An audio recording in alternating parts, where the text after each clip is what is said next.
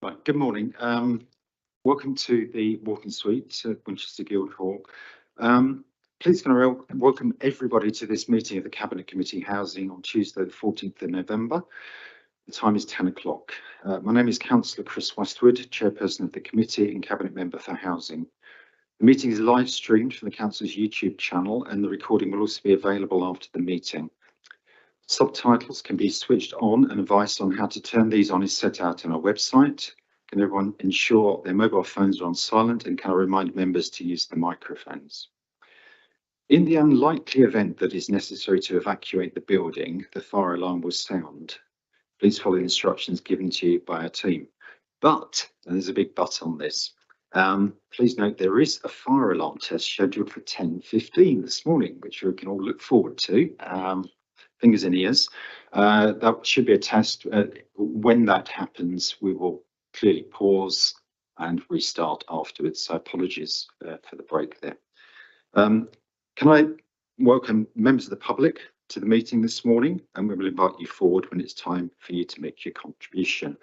Can I also welcome to the table David Chaff and Monica Gill from TACT. Thank you for your coming along today, and thank you for all the officers who are attending today to support the meeting. Turning to the agenda, apologies. Yeah, thank you, Chair. We've had apologies from Councillor Becker, for whom Councillor Lerney is deputising. Thank you. Are there any disclosures of interest? Councillor Rutting. Just as Chair of the Planning Committee, I won't be able to participate in items which will be discussing things that are coming to planning. That's all.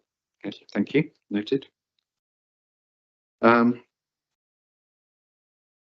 item 3, to note any requests from councillors to make representations on agenda items. So we have one councillor wanting to make a representation. That's Councillor Wallace, and that will be on item 8. And I believe you would like to speak at item 8 when we get there. Thank you. Item 4, public participation. So Mr. Tate, you would like to speak on items 7 and 8. Item 7 is 2 parts to it. So it's the new homes update followed by the retrofit update. And I'll invite you to speak after we've heard from the officer presenting the update at that point. Thank you. Item 5, minutes of the previous meeting held on the 10th of July, 2023. Can I ask my colleagues if they have any issues with those minutes, or whether we can agree those minutes? Agreed. Thank you. Chairperson's announcements. I have no chairperson's announcements for the meeting today. So it moves us on to item 7. Which is a new homes programme update. Now there is an error on this agenda because it should cover 2 parts for this update. First is the new homes programme update, and that will be followed by a retrofit programme update. So whilst new homes has been a standing item for this meeting, at each meeting to get a new homes update, the retrofit programme is vital to our tenants and our council houses and their well-being. It's a significant programme of work in the council, so I intend to, at each future meeting, to have 2 updates: a new homes programme update and a retrofit programme update, and we will start that process today. So thank you for those people that have prepared those updates. So if I can move forwards then, and Mr. Palmer, can I ask you to run through our new house programme update, please? Thank you, Chair. I'll just wait for the slides to come up.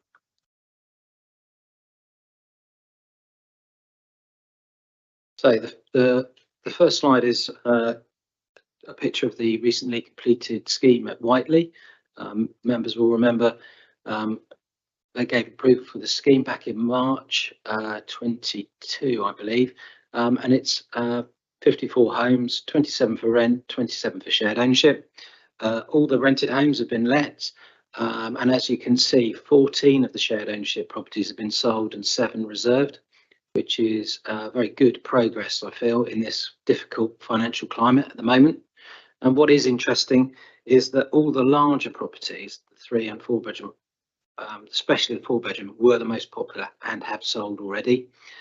So it's a good news story there, that we've helped so many families, local families. So those, I think, are proving more popular than some of the other shared ownership on the site provided by other RPs because of the investment we made in the higher standards, the AECB standard. So we're expecting, when we go back to do the snagging and the defect period, we're expecting tenants to be able to demonstrate how much they have actually saved on their energy bills, which will be really interesting information to capture. So moving on, that's a picture of Southbrook Cottages, where we continue to make progress on our first Passive House Plus scheme, which is moving ahead, but more slowly than we first imagined. So if you remember, it was scheduled for completion in January 2024. We've had to move that back to March 2024, primarily because of the lack of materials. Certain products are very hard to get hold of at the moment, especially those which have been certified for passive house use. So that's causing us some delays. And so unfortunately, completion will now be in March 2024. But the good news for the local community is that the County Council have passed the first stage highway safety audit. So we should be able to progress the car parking works certainly before March, and get those underway and completed, which will help, I'm sure, alleviate some of the problems locally with car parking. So moving on, a quick picture of Winnell Flat scheme. The slide shows, the bottom picture shows the recent event with Winnell Primary School, where they provided the artwork for the hoarding around the site. So that was opened by the leader in October. So that was a very successful event, and it demonstrates Waite's commitment to the local community, and they've been working with the school on a regular basis and local employers and local traders as well with training packages. So I think Waite's have invested significantly in the local community during that construction period. In terms of the actual completion, we're expecting a phased completion in December. So the first block will be handed over on the 6th of December and the second block handed over on the 14th of December. We propose to begin the letting of those properties in the new year. So Waite's will secure the site over the holiday period, ready for us to start letting the properties in January. So again, moving on, these are schemes in planning or under consideration at the moment. The picture on the right hand side of the slide is a diagram of the proposed exception sites at Waterloo Cottages at Mitradeva, where we held a consultation event recently with the local community. We're currently working our way through all of those comments, both from the event itself and the online consultation, and we propose to meet with the local members and to go through all the consultation responses, to see if how many of the issues we can address moving forward. The second scheme mentioned is Corner House at Winchester. So this is a planning application we submitted in 2022, which has been held up by the issue of phosphate mitigation. We've now have a solution to phosphates, so that we are now discussing with planning department the final issues around the scheme and the design of the scheme, and it's scheduled for hearing at planning committee in February 2024. With the bed lane, we're still searching for suitable off-site mitigation for the loss of the tree cover there. Minden and Fox, we are continuing our pre-app work and urban design. Winecross Cottages is just about to be consulted on with the local community. So we've got a scheme design which planning department are happy with now. That will result in 4 one-bedroom houses and 1 two-bedroom house on the site of a pair of semi-detached properties built to precast concrete construction, which is unviable to repair. We continued to discuss with South Downs National Park on Dykes Farm near Winchester. And again, the Dean and Sun Lane also we're progressing conversations with the landowners there for an exception scheme and a market purchase. And finally, we have 2 potential extra care schemes which we're discussing on Section 106 sites, one at Kings Barton, one at Whiteley, where again we're progressing discussions with the developer about the actual site that's going to be allocated to us, and ensuring that that site is big enough to accommodate the number of homes required by the planning agreement. So moving on is a map illustrating where those developments are, both in the district and the town. So as you can see, we have got a geographical spread. It's not just Winchester we're developing in, we are developing all around the district. Moving on, so to date, so up until at the end of 22-23, we'd completed 139 homes towards our 1,000 home targets. By the end of this current financial year, we would have completed 274 new homes, or 16 further in planning, or where been determined by planning we're ready to go out to tender, and in feasibility, as I say, close to 400 new homes.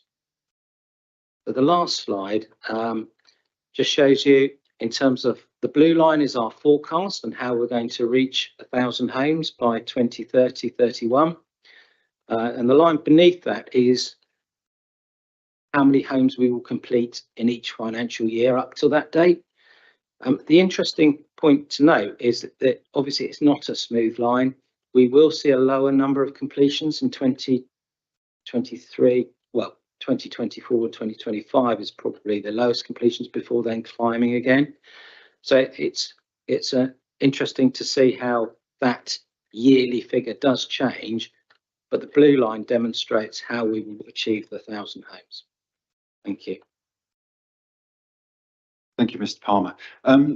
Just from a personal reflection on that, I have, with my colleague Councillor Horrell, visited both the North Whiteley development and the Winnell development, and I can attest to the quality of both of those developments and the fact that we're adding some absolutely brilliant new homes to our housing, council housing stock. The energy efficiency of those homes is phenomenal. Go in there on a cold day and you still feel warm. They're nicely decorated, laid out, kitchen's beautiful. So I commend the work. They're well done to the team on that. At this point, I'd like to invite Mr. Tate to come to the meeting. And Mr. Tate, I believe you're fully familiar with the 3-minute warning. Can I just say that it is 10:14. Should the fire alarm go off whilst you're speaking, are you happy we just stop, we'll rewind and start again, or would you like to wait the minute? But it never happens on time, I'll tell you. So I think we'll start. If you get interrupted, we will just reset and rerun, if that's okay. Thank you. Thank you, Chair, for the opportunity to address this committee. Dyson Drive, which is what I'm going to talk about today, has been part of the New Homes programme for many years. On the 18th of October, I attended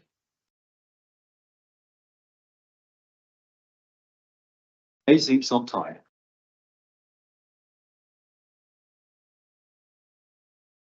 the planning committee. Sorry, can we just start again? Let's just make it fair for you. I don't think it's fair that we get you to stop the fire alarm. So if you go back to the beginning, we reset the clock and rewind. Thank you. Thank you, Chair, for that.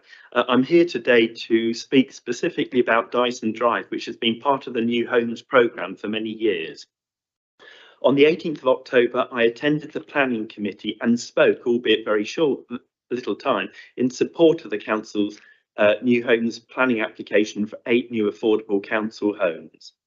This scheme dates back almost 15 years, and in 2012 the council promoted the Abbotts Barton planning framework, which envisaged up to 50 new homes on 6 sites across Abbotts Barton.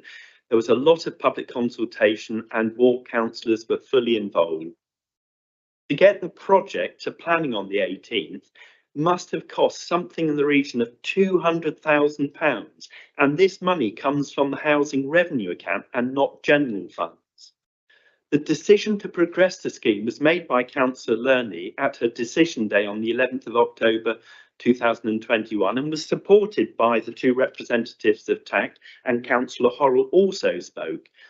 The ward councillors, the St Bart's ward councillors, made no representations at the decision day, although they had been fully consulted in May 2018. It is my understanding that the council won't or can't appeal the refusal, which went against the officer recommendation and clearly had TACT support. I feel that this is completely inequitable and needs to be addressed.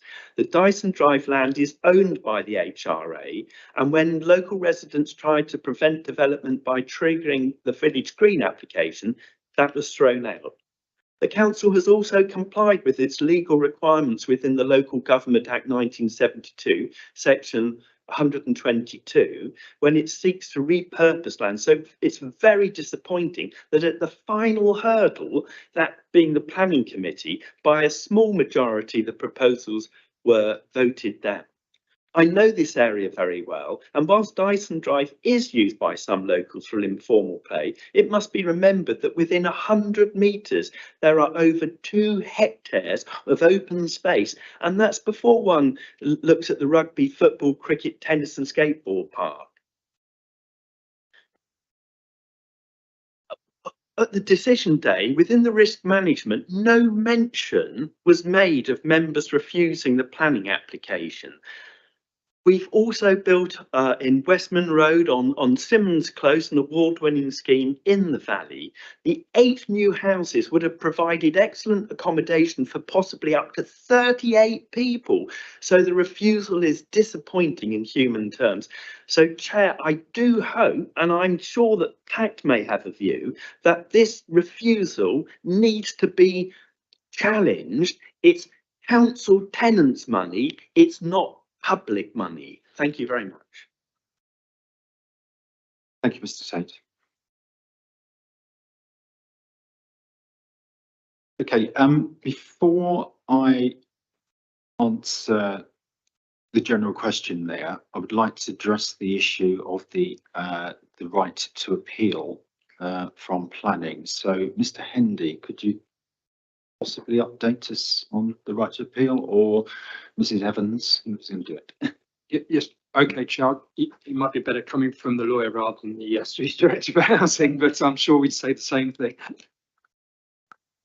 Thank you, Chair. Yes, with regard to the council's right of appeal, I will talk a little bit legalistically, but I'll try and keep it as simple as possible. We have section 316 of the Town and Country Planning Act that provides the legislation for the local authority as landowner when it comes to planning applications and the requirements that we are bound to. We have also, working with that, Regulation 5 of the Town and Country General Regulations 1992 that disapplies and modifies parts of that 1990 Act. And unfortunately, that removes our right of appeal as the local authority and as the landowner. So legally and appeal wise, we are unable to take any action with regard to that. Thank you. Thank you, Mrs. Evans. So in answer to your specific point there, Mr. Tate, we cannot appeal the decision for the legal reasons laid out by our monitoring officer. Turning to your general comments about Dyson Drive, I'm quite passionate about building houses, which is why I've got this role at the moment. And I know my colleague here, Councillor Harvey, is also passionate about building houses, and we try to work collaboratively as much as we can to drive forwards the council housing programme. From the perspective of delivering affordable housing programme, we are disappointed at the planning application was not approved by the planning committee. But we have to respect the decisions of the planning committee. We have no special access to the planning department because of putting in a request from Winchester's New Homes team. So it's important that the planning process treats the Winchester planning applications by the New Homes team in the same way as planning applications from any other organisation. And, you know, that they have done that, and I have to respect that, the decision that they have made. Moving on, it's absolutely vital that we continue to build new affordable homes to meet the need that we see. We have a waiting list of over 1,500 people requiring new council homes, and clearly we lose homes through right to buy each year, so we have a diminishing stock and we have to replenish that stock. Equally, as I alluded to from Mr. Palmer's presentation, we try to replenish the stock with good quality housing that is energy efficient, warm, comfortable, economic to run for our tenants. So that new building programme is so important to us. And it's also important that we continue to bring exception sites to the table, both within Winchester City area itself. I understand we've got Kings Barton and other large developments coming along, but we still need the exception sites in some of the suburban areas, Kingsworthy, for example, to go forwards. And so we will still look to bring forward exception sites and so on across the city and in the areas that we see fit. And even more importantly, is within the rural areas as well, working closely with parish councils and so on to try and identify and drive forward exception sites, such as the one that was presented at Mitchell Dell that Mr. Palmer briefly touched on. The scheme at Dyson Drive will be reviewed at an appropriate time to assess the viability of a revised scheme that will address the concerns raised by the planning committee and of the local residents. If we feel that we have a viable development proposal following that review and that consultation with the residents, we will of course look to take that scheme forward through planning. So whilst it didn't appear on today's list of development sites, it is not put in the bin. We have not wasted the money. We will look to see how we can address the very real concerns that were raised by the residents and obviously influence the planning committee's decision, address that and bring forward exception sites in that area that we can actually develop the important new homes that we need. So thank you for raising that today, Mr. Tate. It was important that that message was got out. Thank you. Right, moving on. So thank you again, Mr. Palmer, for your presentation. Can I ask the councillors around the table if there are any questions for Mr. Palmer?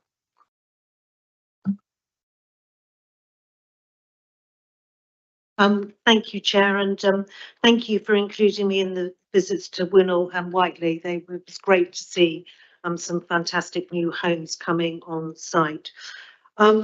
A couple of points of detail and a couple of questions, if I may, Chair. Can we please just learn as we go along on new homes? At Southbrook Cottages, Micheldever, the time taken to agree the highways matters to produce the car parking, which we had promised, has been significantly delayed. It was due at the beginning of the development. It's probably going to come at the very end.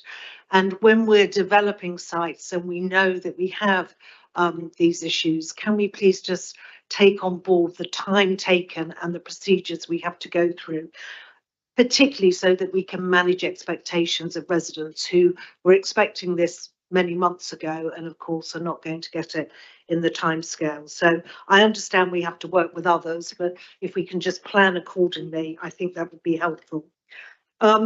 I'm not sure what we've done in Sparshall, but on the list of schemes under consideration. We've disappeared, and I do think we're still on schedule to have them there. So I hope that's just an error on the list, but do tell me if I'm mistaken, because I obviously have a vested interest in those homes. And again, a good example of some of our own land being used to give a handful of houses in a community that is looking to ensure that those who wish to stay in that area can remain. Like Mr. Tate, I'm disappointed that Dyson Drive was lost. I've clearly stated my intent, as Mr. Tate indicated at the decision day.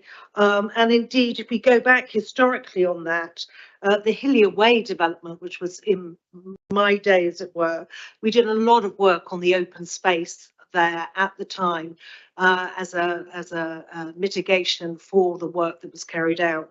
And indeed, the Abbots Barton framework, as Mr. Tate reminded us, had a number of developments there. And so I think the fact that we've lost those houses is to be is very disappointing. And indeed, that area has a huge amount of enhanced open space as a part of that original development. So I hope that we can reconsider that, accepting that open space is valued, but I think in that area it is not something that is in short supply. And Chair, just one other point of note, and I was just cross-referencing the last chart that Mr. Palmer shared with us, the graph, just to make sure in the housing strategy document, we talk about a 12-year plan for the 1,000 homes. Here we're talking about a 10-year plan. I just wanted to cross-reference that we're not at cross purposes. I think we're all agreed 1,010 years, but if that has somehow changed, that might just be a typographical error. But Chair, can I support the efforts made by the New Homes team, their focus and attention and keeping things alive? Many on the list have been there a little while, but eventually, rather like Mildred Ever, Waterloo Cottages, they do hopefully come to fruition. Thank you, Chair. Thank you, Mr. Palmer. I think Southwick Cottages parking, Sparshall, not on the list. Abbots Barton framework, be interesting, the view. And I'll deal with the fourth question. Thank you, Chair. Just to say, yeah, as I mentioned in the presentation, we have now heard back from the County Council on the highway issues. They came back with a number of queries. We've now, we believe, solved all of their issues that they had. So they're now preparing to issue the necessary consent for the highway works to now take place. The delays are disappointing. It's probably taken us close to 3 months from submitting the actual application to get to a position of them agreeing that the works are appropriate. But I take the point, we could probably do this a lot earlier in the development, and that's what we'll be looking to do now that we understand the potential delays caused by any highway works. It's very difficult, as most developers will find, to get agreement to do these works. In relation to Woodman Close, yes, apologies, I forgot it. It is going ahead. We're now in the tender period, so we've got a long list of builders interested in the scheme. The tenders will be back in February 2024, and hopefully we'll have a scheme which is viable and affordable to move forward. If not, we'll be approaching Homes England for some support with their grant funding, which we've already flagged up to them. So I'm confident that we will be able to proceed with that. In terms of Dyson Drive, without wishing to go over all the points, you know, it was a long time in planning. We have a framework which identifies a number of sites in the area. We'll be looking again at that framework and those sites to see what potential there is to develop. If we can find a way of addressing the issues of planning committee and the reasons for refusal, then I think that gives us the opportunity to revisit that scheme at some stage in the future. Thank you, Mr. Palmer. And in relation to your question on 1,000 homes, it is the intent of this administration to deliver 1,000 new homes through one way or means or another. You will be aware that there are other papers that deal with that. I mean, the line in this report has been clumsily written, shall I say, and the papers coming forward on the housing revenue account is the place to have that conversation. So yeah, I'll address it now for when we get to the housing strategy, but it's intent to deliver 1,000 homes. Councillor Lurley. Thank you. I just wanted to ask whether the numbers that have been presented today include the houses of multiple occupation that we're requiring to turn back into family homes. The short answer is yes, but I'm only including them when we actually complete. So a number of property, so we have exchange contracts on more than's demonstrated in these figures, and it doesn't include ones at that stage. So I only count them when we've completed. Councillor Cutler. Yes, could I welcome the proposals to Winecross Cottages and something in the southeast of the district? Can I ask that the ward councillors are properly consulted before the main consultation goes ahead, so that we make sure that we know exactly what's happening before the consultation? And my second question is are there any considerations for other sites in that sort of southeast corner? I was thinking within West of Waterlooville development, whether there's opportunities to do the same sort of thing as in North Whiteley purchase off plan, and also when the Ravenswood development finally gets moving, would that be a consideration as well? Thank you, Chair.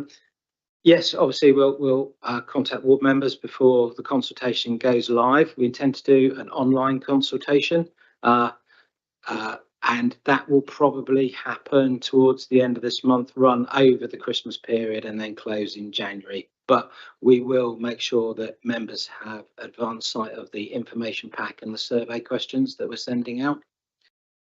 To answer your queries about West of Waterlooville, there is a site set aside at West of Waterlooville for an extra care scheme. However, within the Section 106 agreement, we didn't reserve first refusal on that site. So the developer will have the opportunity to go to a number of different providers to see if they're interested in bidding, should I say, for that element of the development. And the main developer, being Granger Homes, are one of the biggest private rental providers of housing in the country. I think they probably want to do it themselves, but that's something from a strategic housing point of view we will keep an eye on, because clearly it has to be affordable housing. And that's what our work will be mainly aiming to achieve. However, if they don't want to develop it, we have the opportunity to come back to members and discuss whether we would want to develop an extra care scheme on that site.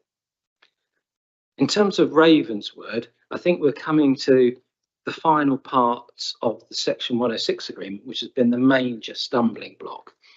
And we had a meeting with Homes England last week where we identified this site, because the site is in their ownership, as one that we would like to bring forward potentially in partnership with a strategic partner of Homes England.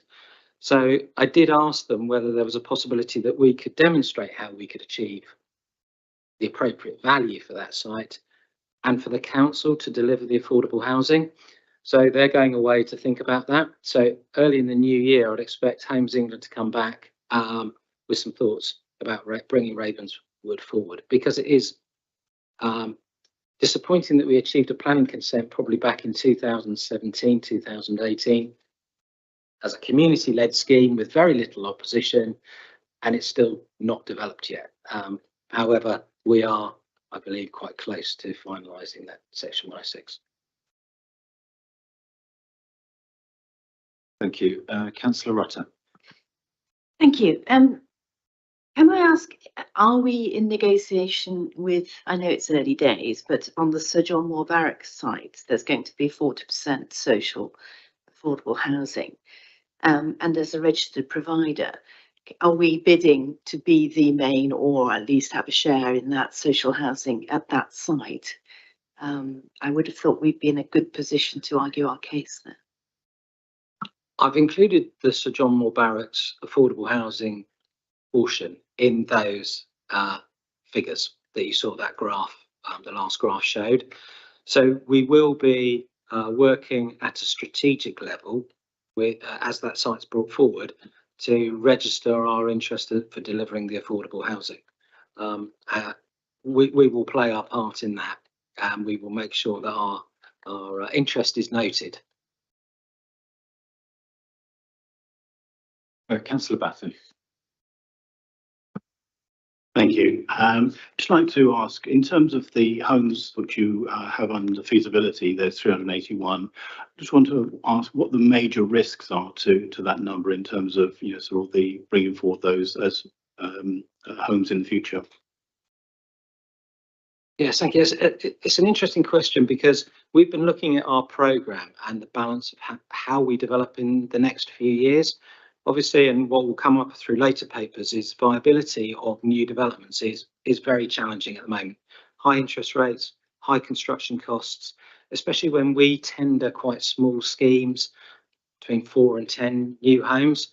We're finding it what will be most viable for us to develop in certainly in the next 2 to 3 years are affordable housing on Section 106 sites where a developer has to provide 40% housing, affordable housing, and buying directly off the shelf from developers who want forward sales to reduce their risk, their development risk. So the balance of our programme is not going to be on sites that are under our controls. The main risk is that those sites are not ours. We can't dictate the timetable. So we will continue to work with developers such as Carla and the developers on North Whiteley to acquire schemes, but the timetable is somewhat in their hands rather than ours. So the risk is the timing. Hence why on the graph that I demonstrated, our completions will no doubt fall over the next perhaps 2 financial years before picking up again, and all those purchases that we've made and opportunities through Section 106 sites that we've enabled. Thank you, Mr. Palmer. Any further questions, or can I close there? Councillor, one more go. Yeah, I need to move on. Chair, in particular, I'd like to raise the issue of Dykes Farm, which has to come forward with the involvement of the South Downs National Park. It's a very positive site in terms of its accessibility to the city and offers a significant number of homes if it's built to the full extent.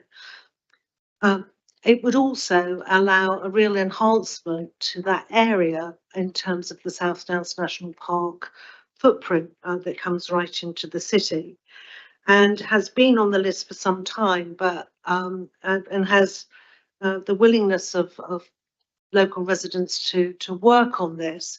So I'm just wondering, Chair, what would it take to unlock such a, a suitable site with all of those benefits, proximity to the city, enhancement of the area, and the availability of substantial new homes for us to move this up, not just the consideration list, but the actual operational list. Thank you.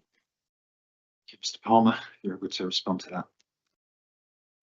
Yes, this site has been identified for some time, and it is, and I agree with everything that Councillor Horrell said, it is an excellent site for a potential exception scheme. It is a challenge because we're working with another planning authority, although we have had constructive discussions with them over the summer period.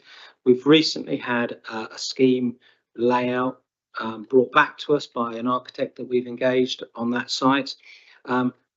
The biggest challenge is actually achieving an access to that site. an economic access that in highways terms would also be suitable for a potential scheme. So we will address the highways issues. One of the access points could potentially come from Winchester's Planning Authority, LPA area.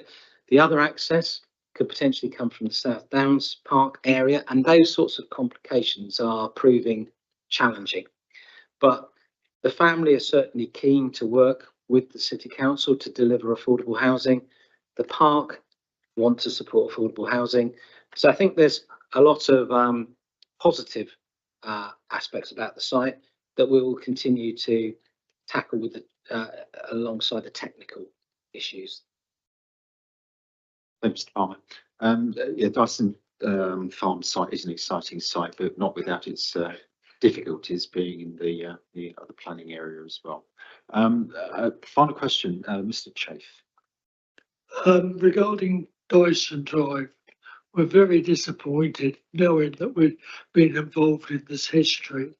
Does that mean that where the other sites were temporarily put aside could still be used on Abbots Barton?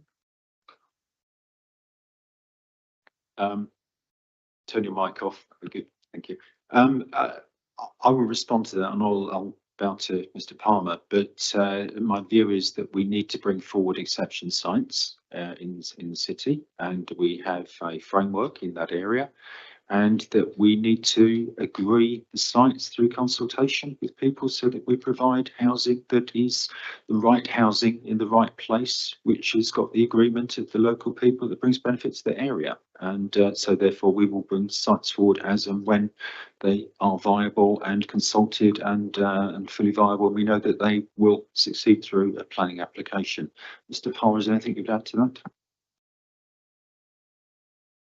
Okay, thank you very much, Mr. Palmer, for an excellent presentation. Can I also thank you and your whole team for the work you've been doing for many years now to get us into this position. Looking at the numbers, I'm seeing that we're going to deliver this year another 135 new homes, and they will all be excellent homes in energy efficient and beautifully fitted out. I thank you and your team again. Moving on to the agenda, are we okay with the presentation? I can't see it here. Yes. Okay, it's up there, is it? Okay, right. Okay, so I think Mrs. Burbidge, you're going to present the retrofit update for us. Thank you. Thank you, Mr. Chairman. Today I'm presenting retrofit programme. It's just an overview of where we are and what our targets are. I think before I divulge into the numbers, it's important to understand that the retrofit programme is really evolving. So where we've come against slow in delivery due to uptake by tenants or stringent requirements from funding, we've tried to compensate by accelerating other programmes where we feel there is more confidence in delivery. So I'll take you through the numbers. We have obviously the voids, which were 4 properties and 32 measures. We've got 3 complete and 1 outstanding, and that really is because it relies on the planned roofing programme. So there's a bit of a coordination in that delivery. The 8 Swedish cottages, which have 48 energy measures, is under review currently by the Department of Energy Security and Net Zero, and this is due to ensuring that the cladding proposed meets the funding requirements. The SHDF 140 loft installation, we have now 2 delivery partners, and we've split that into 2 groups, and our aim is to get 100 done, and we feel confident we can achieve that. The energy assessments, we targeted 800 properties and feel will be on target by December in completing. Next slide, please. The retrofit ready, so we had originally committed 150 properties and we said we would do loft top-ups and cavity wall refill. Later down, we did commit to upgrading single glazed windows. There are feasibilities and procurement processes involved. And here is what I was explaining earlier, is that where we've had to compensate for slowness perhaps in one area, what we've done is accelerated the 150 and added 2 additional measures within those 150 properties to target 600 measures in 150 properties. Excuse me. So moving down, we get the retrofit ready 150 loft insulation, cavity wall, new door undercuts and ventilation upgrade. We then have the single glazed door replacement. So we have 30 properties, 12 complete. 12 have been booked, but there is access issues there, so we continue to work on that. And then what we did was we developed, so the second one down is a pilot cavity wall refill. And this was targeted to 75 properties. The real aim of this was to illustrate whether there is a need. Obviously, our cavity wall insulation was filled quite some years ago, and is there a need to refill them using modern technology? And having completed 30, we've identified that there is a need. So there is a capacity to accelerate there. And then on our voids, every time a void comes up, we either put loft insulation, cavity wall insulation, depending on what is required. And we've done 60 so far. Next slide, please. So this is just a tally of all the numbers, essentially. I won't take you through all of them because I've essentially gone through in the previous slide, but I'll draw your attention to the midway where we've introduced the cavity wall insulation into the retrofit ready. So just the one line above is insulation, top up, door undercuts, cavity wall and ventilation. And we've replaced the single glazed windows with those 2 additional measures. So as I said, 150 properties with 600 measures. That equates all to properties of 567 and energy measures of 1,185. And I'll refrain from taking you through each one. Next slide, please. So this is the delivery program and where we stand. It just gives, so the green is site delivery, the red is procurement award, the yellow is technical design, and the blue is planning. The void internal wall insulation is firmly in delivery, with 3 having been delivered and 1 outstanding, due to be delivered by end of year. The SHDF Swedish cottages, as I explained, we in conversation with Department of Energy Security and Net Zero, and we might engage with planning on that one. SHDF loft insulation procurement is now complete, and we are moving towards delivery. The energy assessments are, the slide says 450, but obviously every week that goes by, we increase, so that's now 475, and it's well on its way. The insulation top-up, door undercuts, cavity wall, refill, and ventilation, that's just been raised. The contractor's out doing their technical surveys, which is required for pre-installation. The pilot cavity wall suck out and refill, as I said, was a pilot, but it really is rolling through quite well, and we've got 30 properties done. As I said, we replaced the single glazed window replacements. Single glazed door replacements are on their way with more tenant engagement required. Void houses, bungalows, top floor flats, all on its way, as well as the cavity wall and loft insulation, both of those. Next slide, please. These are just a few images that describe what it is we're doing. So the Swedish pilots on the left-hand side is really what the properties look like, and then what they will look like. So it's an upgrade to the entire property, what we would call a whole house retrofit. It really is quite required, but what has been really nice in the tenant engagement side is that we've got really positive feedback from tenants, and tenants getting really involved in it. So it's been quite positive from our point of view. The internal wall insulation voids, even for someone who's experienced, it's been quite fulfilling to see someone's loft filled with blanket-like insulation and actually making a difference. And there we're monitoring, so we're actually seeing the impact on tenants. And the right-hand side is just the cavity wall insulation pilot. And you can see from the image, there is no insulation in one of the pictures, so there is a need to just do a full view of that. Next slide, please. So just to conclude, the original program, so we have a website revision underway at the moment, and really what we're trying to do with the website page is to be more clear about what it is we're doing. There's quite a few programs in place, and obviously that can lead to confusion. So we're trying to use visuals more than words to describe to tenants what it is, and they have then the ability to tap into each of the programs and understand how they fit into those programs. The tenant engagement plan is well on its way. We've completed 2 Swedish cottage forums and 2 remain. As I said, the feedback's been good. We've visited properties where we feel tenants haven't been able to come out to engage with them. And we are working with delivery partners to ensure that tenants are kept on board and understand. And we, as a team, always are willing to answer questions when they fed through to us. So the initial target was 522 properties, 898 measures. As I've explained where we are, the revised is 567 properties and 1,085 measures, and we've completed 155 properties. And the slide, I beg your pardon, your sheets might not say this, but it's 171 measures that are complete. Thank you. Happy to take questions. Thank you very much for that that update. Did you mention the YouTube video as you went through? Okay, should we just, can we flick back to that slide?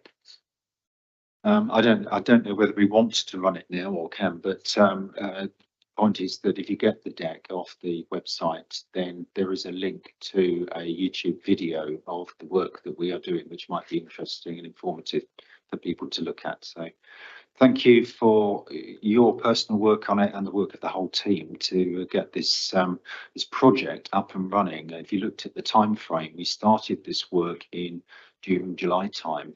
And we've had to, we've got contracts in place, obviously did resident consultation and so on, and get ourselves to a point where we can start delivering the benefits, the real benefits that we need to deliver to our tenants' homes. And whilst in the previous presentation we talked about new homes, and I waxed lyrical about how great those homes are, we cannot forget that we've got over 5,000 homes in our portfolio. We're just celebrating the 100th anniversary of the Stanmore estate and the homes there. They form part of our portfolio. You know, there is a lot of work that we need to do to bring all of our homes up to standard, and this is why I wanted this programme to be part of this meeting going forwards, because it's as important, if not more important, than the new homes that we're developing. So thank you again for your work. Can I don't believe we have any public participation at this point, so I will turn to the councillors. Any questions? Mrs. Birch. Councillor Horrell. Thank you, Chair, and thank you for the very detailed update. Could you just confirm for me, please, the completed properties are 105. That is to when? Is that the end of October, or when? What is the date for that number? The target date was the end of this week. The end of this week was the 105 properties. Thank you. Any further questions? Seeing nothing. Okay, you clearly did it. I'm sorry. That's all. Chair, I just heard in the presentation that we still have tenants who are perhaps slightly nervous about the schemes and access and various sort of barriers to doing it, although we have that overwhelming sort of interest in trying to get some measures installed. Is there anything that we should be doing incrementally? Is there anything as councillors we can be doing to help encourage our communities to come on board with this very important work and give access? We know sometimes that is a barrier, but just to better understand what the essence of the problems are at this time and how we can help. Thank you.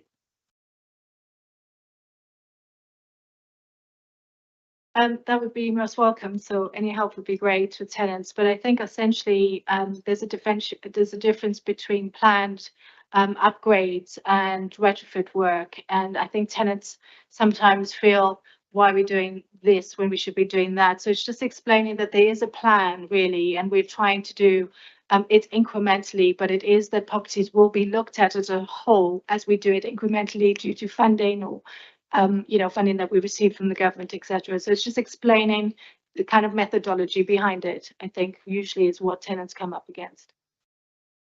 Thank you. Thank you. And if I can just add to that, there is a whole comprehensive communication and engagement programme that sits alongside the physical work here. where we are encouraging people to participate actively in the scheme, and we're looking for residents to be champions of that scheme for us as well, and to promote the work that we're doing. So again, it's a whole side of the project that is absolutely vital, but not necessarily in your face when you present the numbers. So thank you again. Councillor Batho. Thank you for the presentation. It was just in terms of the replacement of the cavity wall insulation. You said that was a pilot. Has that resulted in any additional homes that will need to have further work done on them? And is that then part of this program, or is that to be added to it subsequently? Thanks for the question. I think it's a really important question. So although the cavity wall insulation was specifically a pilot to check the cavity wall insulation, other areas we've added cavity wall insulation to contractors' deliveries. But it's also essential that we make sure that those properties are well ventilated. So on top of that, we are mobilizing a ventilation strategy for those properties, and going forward, anything that we increase, so if the 75 increases to doubling that, ventilation will become a key strategy to that. Thank you. Thank you. Mr. Chafe.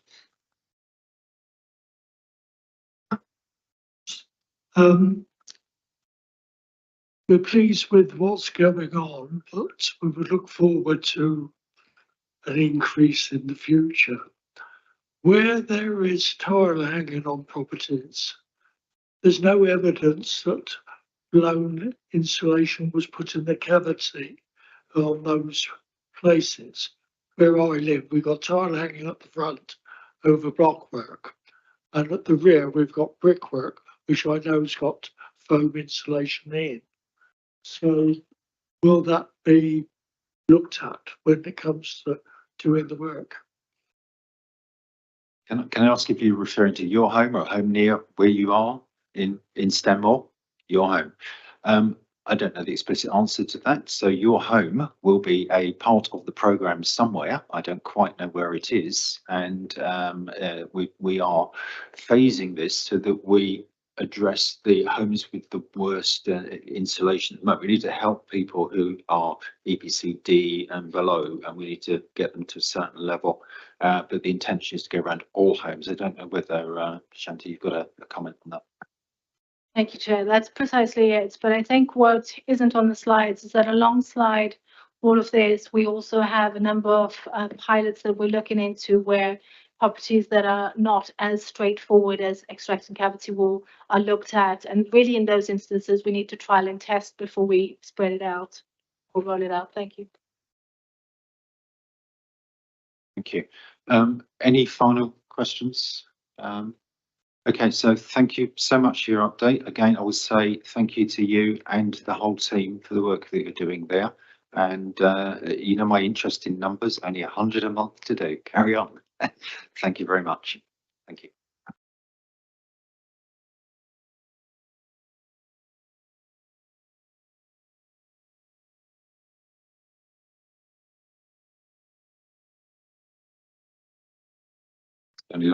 Moving on the agenda to item 8, housing strategy.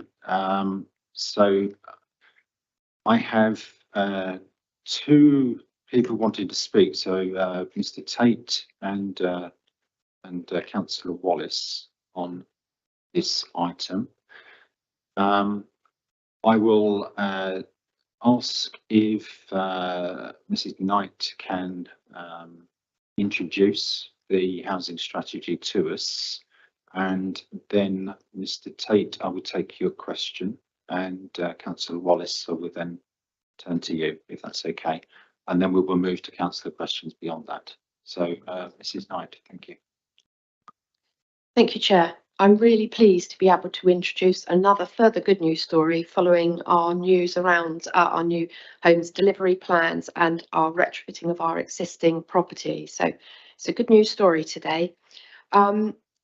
It is a legal requirement that all local housing authorities publish a housing strategy, and it's to set out a vision for housing within its district, including housing objectives, targets and policies on how the authority intends to manage and deliver the strategic housing role.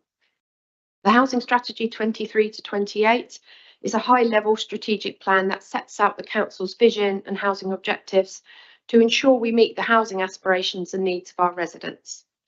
The Housing Strategy takes its lead from the Council's plan and is particularly closely aligned with the Council's local plan.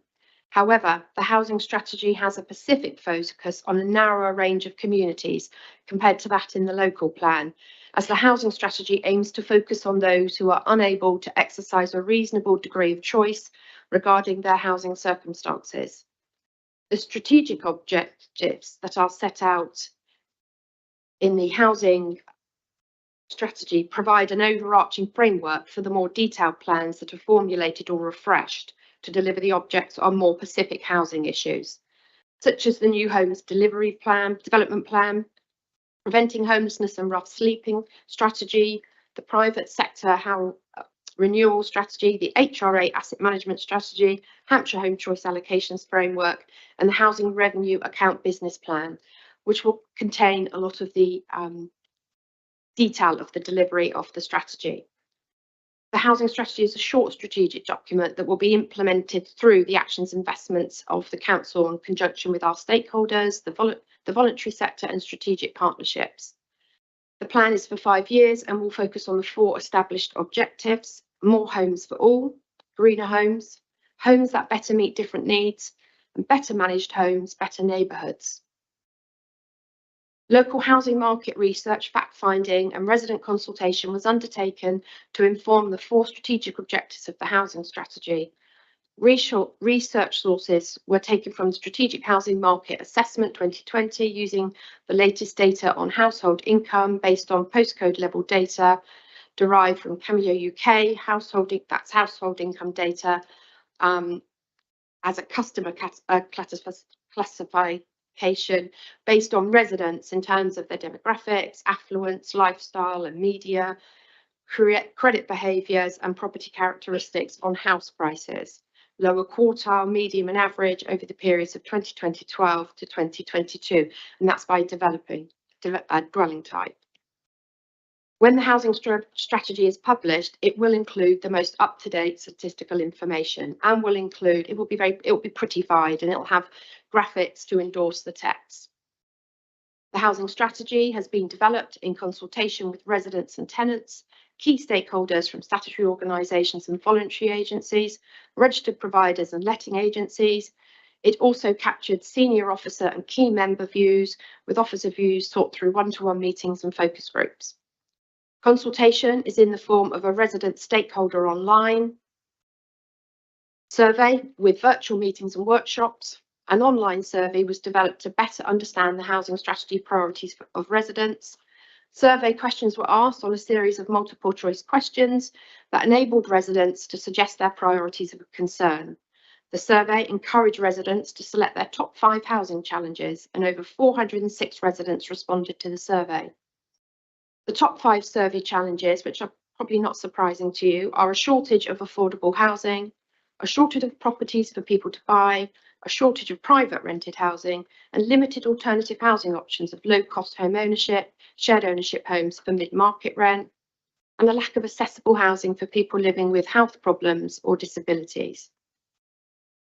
The 5-year delivery plan is a live document to be annually reviewed at Cabinet Committee Housing, the Registered Providers Forum, Homelessness Pathways Group, and by tenants and residents. The delivery plan will be updated as actions are completed and as the plan evolves. During the 5-year period of the strategy, new priorities may emerge and national policy may shift its focus, but it is anticipated that the key objectives will remain relevant, but the way we fund and deliver them may need to change. The housing strategy vision is to make a difference through the positive impact more homes for all have on our neighbourhoods and communities. It will promote the delivery of healthier and greener homes, meeting different housing needs and creating safe and better neighbourhoods. I should ask that an additional recommendation in consultation with the Cabinet Member for Housing is that minor typographical errors are corrected and that the most updated statistical information is provided. Thank you. Thank you, Mrs. Knight.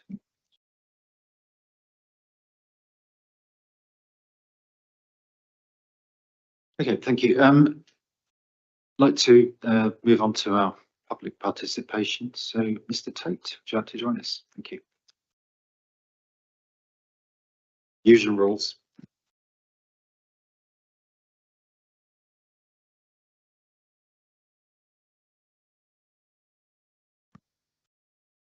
Thank you, Chair, for allowing me to speak again. The housing strategy is a laudable document and one that's hard not to support. But I have to question whether it really gets to the heart of the problem of chronic shortage of affordable housing stock, particularly around the city of Winchester. For many years, I have argued that we should be looking for enough land to build a 21st century council estate. I've argued that at previous Cabinet Housing Committees, at Cabinet and at various other meetings. I addressed Cabinet on the 30th of January 2019 saying exactly that. On the 11th of February 2021, the Housing Revenue Account Budget 2021 to 22, Cabinet 3290, considered it supported the recommendation number 9, the proposal for a £10 million investment in the purchase of a potential site for new housing development. The Cabinet paper, just been rereading it, the Cabinet paper didn't go into great detail of exactly how that recommendation would work. It does raise all sorts of issues, although as the council is the planning authority, it can grant itself planning permission, so it could potentially buy farmland and develop it for housing. This was the approach taken when the majority of the council's housing schemes came forward. Stanmore, Wiig, Highcliffe, Winnell, and that's just mentioning the Winchester-based areas. I must again repeat my strong suggestion that the council buys enough land to be able to build a brand new council estate. I would mention that social housing tends to be built at a far higher density than open market housing, therefore is less land hungry.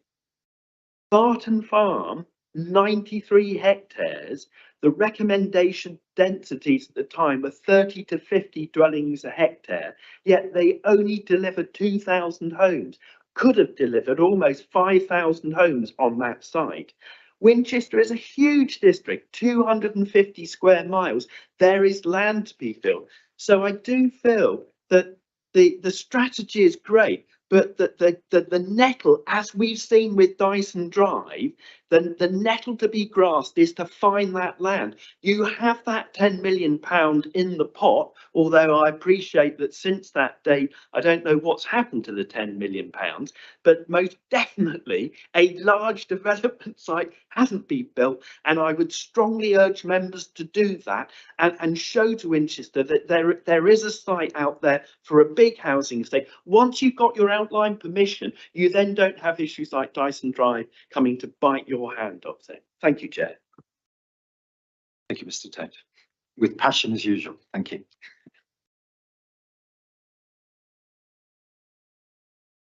Okay, I will have first stab at this, and I may turn to Mr. Palmer for a comment in the new homes area, and I may turn to my colleagues either side in terms of the local plan, if I may. I hear your impassioned plea for more affordable houses. You are preaching to the converted sitting around this table. And many of us, you know, Councillor Batho, Chairs Business and Housing, myself, Councillor Horrell, are on that same page. Now, clearly, I have was not involved in the allocation of £10 million, and I can't comment on that within the actual revenue account at this point in time. But I'm sure I can provide a statement going back in time if that's needed. I think the real issue from my perspective is firstly, we drive the housing need for the district through our local plan. Right? And we are currently refreshing, and we have a new emerging local plan that has a very clear focus on affordable housing. It may not have a clear focus on a new council estate, but to deliver what you want, which is a significantly more affordable housing, we have a strategy in place through a local plan, and that is backed up by the housing strategy that we're presenting here today, which is closely linked to the local plan. To actually get planning permission on farmland would be an interesting case. I'm sure that it could be done in the right circumstances, but it would be not something that we're keen to progress and build over green space. Green space is important to all of us, and we need to look to use the available space that we have identified within our local plan, Sheila sites and whatever, which have been well and truly investigated for viability at that stage. And then I come to the question of money. Building at the moment is very, very expensive, if you're looking to purchase significant amount of land and to build significant volumes of houses, we would have to look at the whole question of the viability, and you'll be familiar that we need to run the housing revenue account so that it is balanced account over a 30-year period.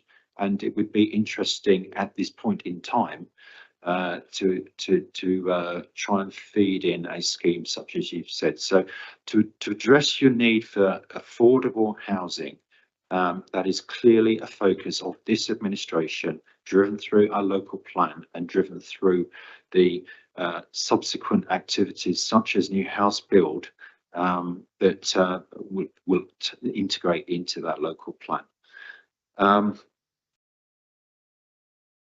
Can I turn to my left or my right just to get an update in terms of the local plan and what I said there? And Mr. Palmer, I'll come back over to you just for a comment from New Homes perspectives, what this sort of scheme might entail if we were to consider it. I think it's not so much in terms of the local plan. I mean, it would be, I would love to be able to do what Mr. Tate has suggested. My grandfather was a councillor who did build housing estates in the 1950s and 60s, where thousands of people still live happily to this day. But I think we have to turn to the basic economics of this. As soon as the council indicates that it finds a particular set of fields acceptable for housing, its value will shoot up enormously.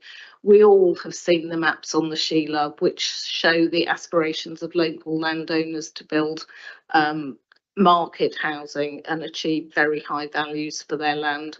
I think Mr. Palmer may be able to talk better about current land values than I can.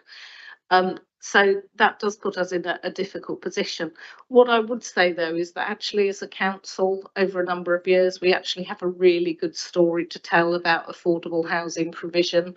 We're achieving levels of affordable housing that, you know, other district councils would be thrilled to be able to achieve. Unfortunately, that is partly because of high land values and the ability for us to leverage affordable housing out of those market homes. So we certainly share your aspiration to build as many affordable homes as possible, but it is those economic practicalities which we have to deal with every day. I also agree with your comments around density. I think the density on a lot of market developments is too low, and it does mean that we're eating up more land than we really need to deal with the homes that we should be providing. That I don't know if Councillor Cutler wants to add anything to that. Not sure that I do, but I think there would be quite a fundamental change in the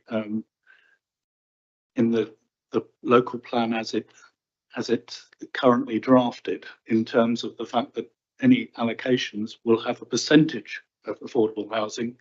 It couldn't be 100% affordable housing at the moment. We haven't allocated in that way, so it would be a fairly fundamental review of the way the local plan works at the moment.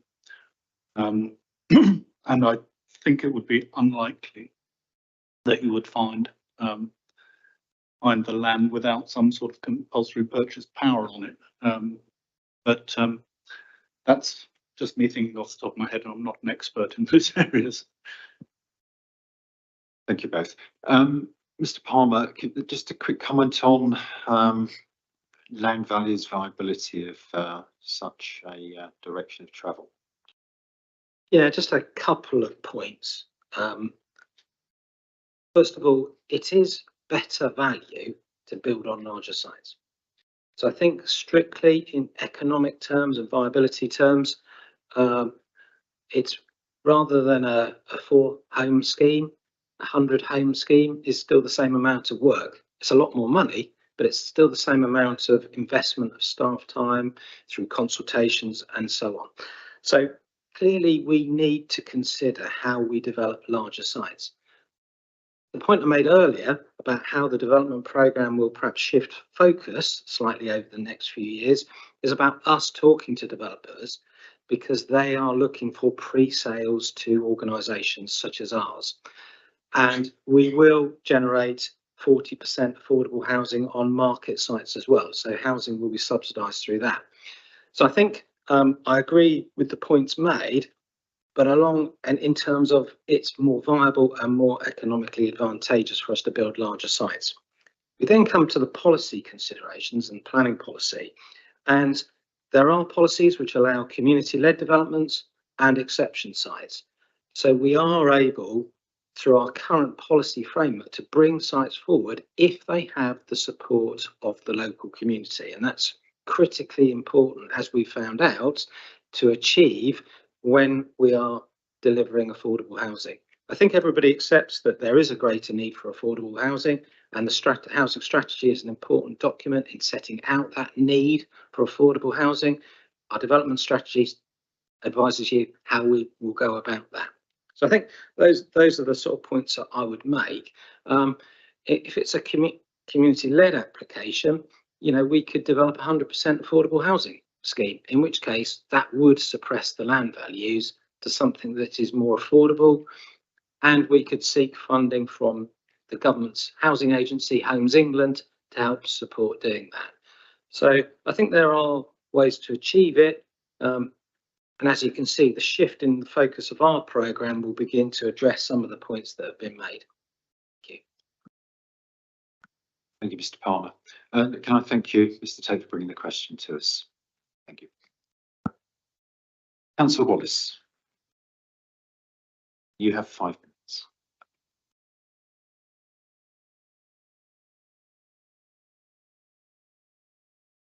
Thank you, Chair. Affordable housing is obviously a recurring issue for Winchester residents, and top priority. So it's good to see that whilst council cannot resolve all the challenges, steps are being taken as part of this strategy to build more affordable housing and deliver different type of tenure options. We should go some way to help.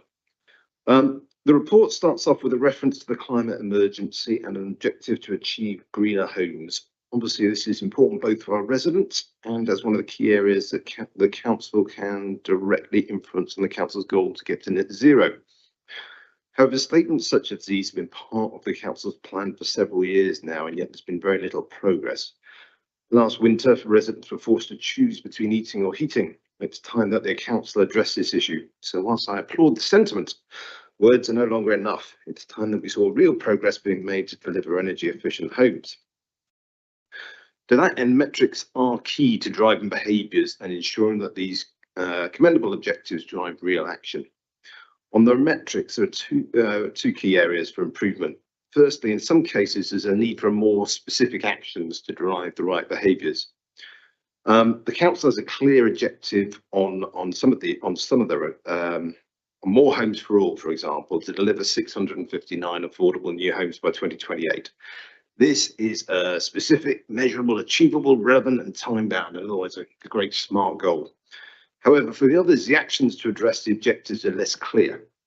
For example, on the objective to deliver on the Homes Upgrade, the HUG programme, to upgrade the energy efficiency of private housing stock, the action to address this objective is simply to promote the HUG scheme to all residents.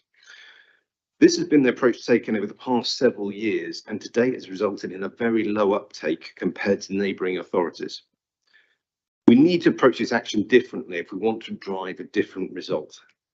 Whether it's within this strategy or outside, we need to be more specific about the goals that we're striving to achieve. Otherwise, we don't challenge ourselves and risk having another 5 years of underperforming. This could be by, for example, setting informal targets on the number of houses to upgrade. We're also missing the action to highlight the benefits of home energy efficiency improvements to private homeowners who do not qualify for the grant. Whilst the council is not responsible for private homes, improving home energy efficiency is another key element of the district's net zero aims. Similar improvements can be made and smart actions added for other objectives, such as providing supported housing and temporary accommodation and improving the physical quality of social and private rented homes. So whilst I think there's some smart actions are there against some of the objectives, I think there's opportunity for some more. Secondly, we need to be clear on how the metrics are going to be monitored. The housing strategy has a lot of objectives, which is great, which each has its own metric for monitoring progress. However, recent changes to the council's quarterly reporting have been to reduce the number of metrics that are presented to the members and the public. So how do we ensure that each of the housing objectives continues to be driven in the right direction when members and the public don't have access to those metrics if the data are not available? For example, one of the actions is to move 91% of council homes to a minimum SAPC rating by 2028. I would have to delve through lots of papers to quantify what this actually means. How many homes are expected to be updated both annually and in total by 2028? How are members to hold the council to account if we don't have the specific quantifiable data available?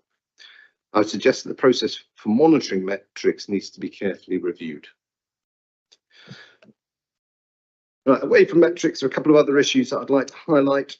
First, in the introduction, there are some numbers that need to be confirmed, but I know the team are looking into this. Secondly, Section 7, and this is my last point, Section 7 covers the environmental considerations.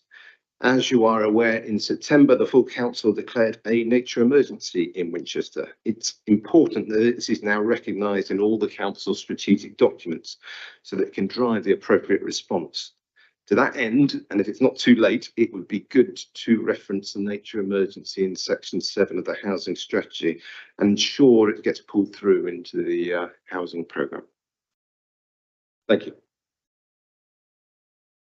Thank you, Councillor Wallace, and good timing as usual. Thank you. Right. I think I want to move around the room for some of the replies, but let me kick off on this. So in terms of the metrics and understanding how we're progressing, how we're doing, there is a piece of work already underway with which I'm doing with Mr. Hendy and Mrs. Knight to have a better set of metrics that manage our effectively operational business on a period-to-period basis. And I would see metrics for the delivery of our housing strategy being part of the overall metrics that we have in terms of managing all areas of housing, whether it be new homes, retrofit, or looking more broadly, because this is a paper that's not focused on council housing, right? 95% of housing is not ours, it's private. So whilst we have a firm control over what we own and can manage, we have less of a control over the broader district. But in terms of metrics, my response is that is something we're well aware of, that we need to have the right measurements in place to demonstrate our success and to drive our goals to meet our targets. In terms of, if I may turn to Councillor Rennie, in terms of energy efficiency within council homes, you've heard what we're doing in terms of the retrofit programme. Could we just say a few words around the CNAP plan and looking more broadly across the district at the 95% homes that are in private hands? Yes, and I think it's important to remember that while we talk about the housing strategy, actually at the end of the day, this is about people's homes. It's about how they feel about them, how they live in them. Energy efficiency is clearly something that's really important. A warm home is a good home to live in. However, it ends up being a lot more complicated when you have to deal with people. As a council, we are, wherever possible, accessing and giving our residents access to government schemes, Hug to Warmer Homes. There's a whole series of different schemes out there.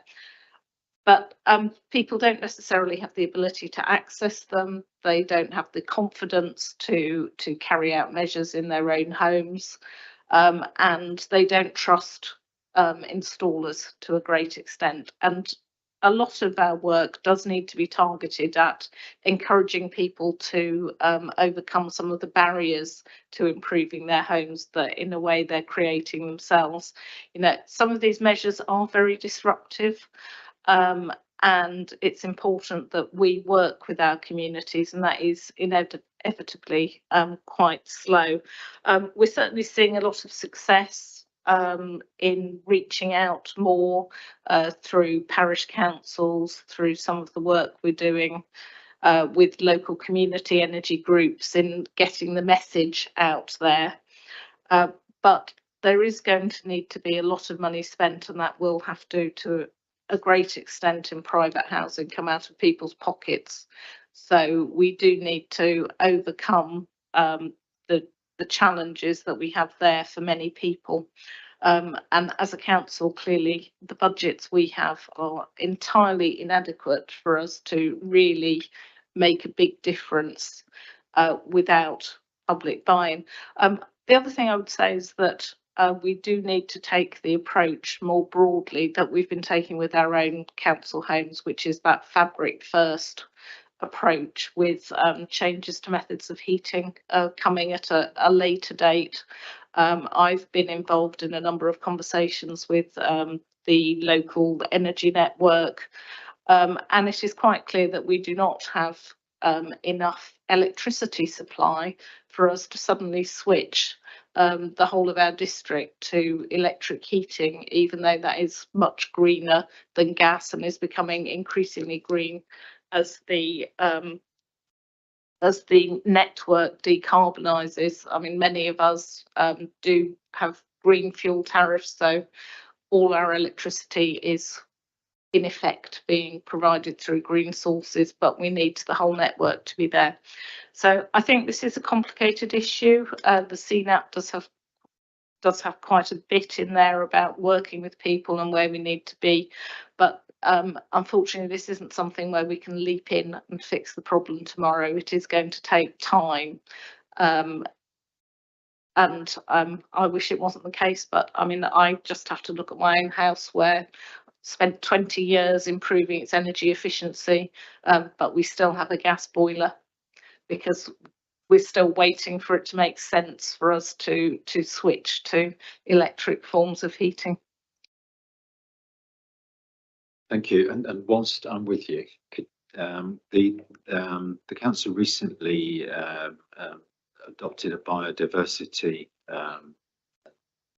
emergency, call it, and I'll ask Councillor Loney just to, I'll just say that your question around environmental considerations is tied up with our work around biodiversity and protection of nature, and in much the same way as many parts of the housing business and housing strategy is tied up with other areas in the council. So just a few words on biodiversity.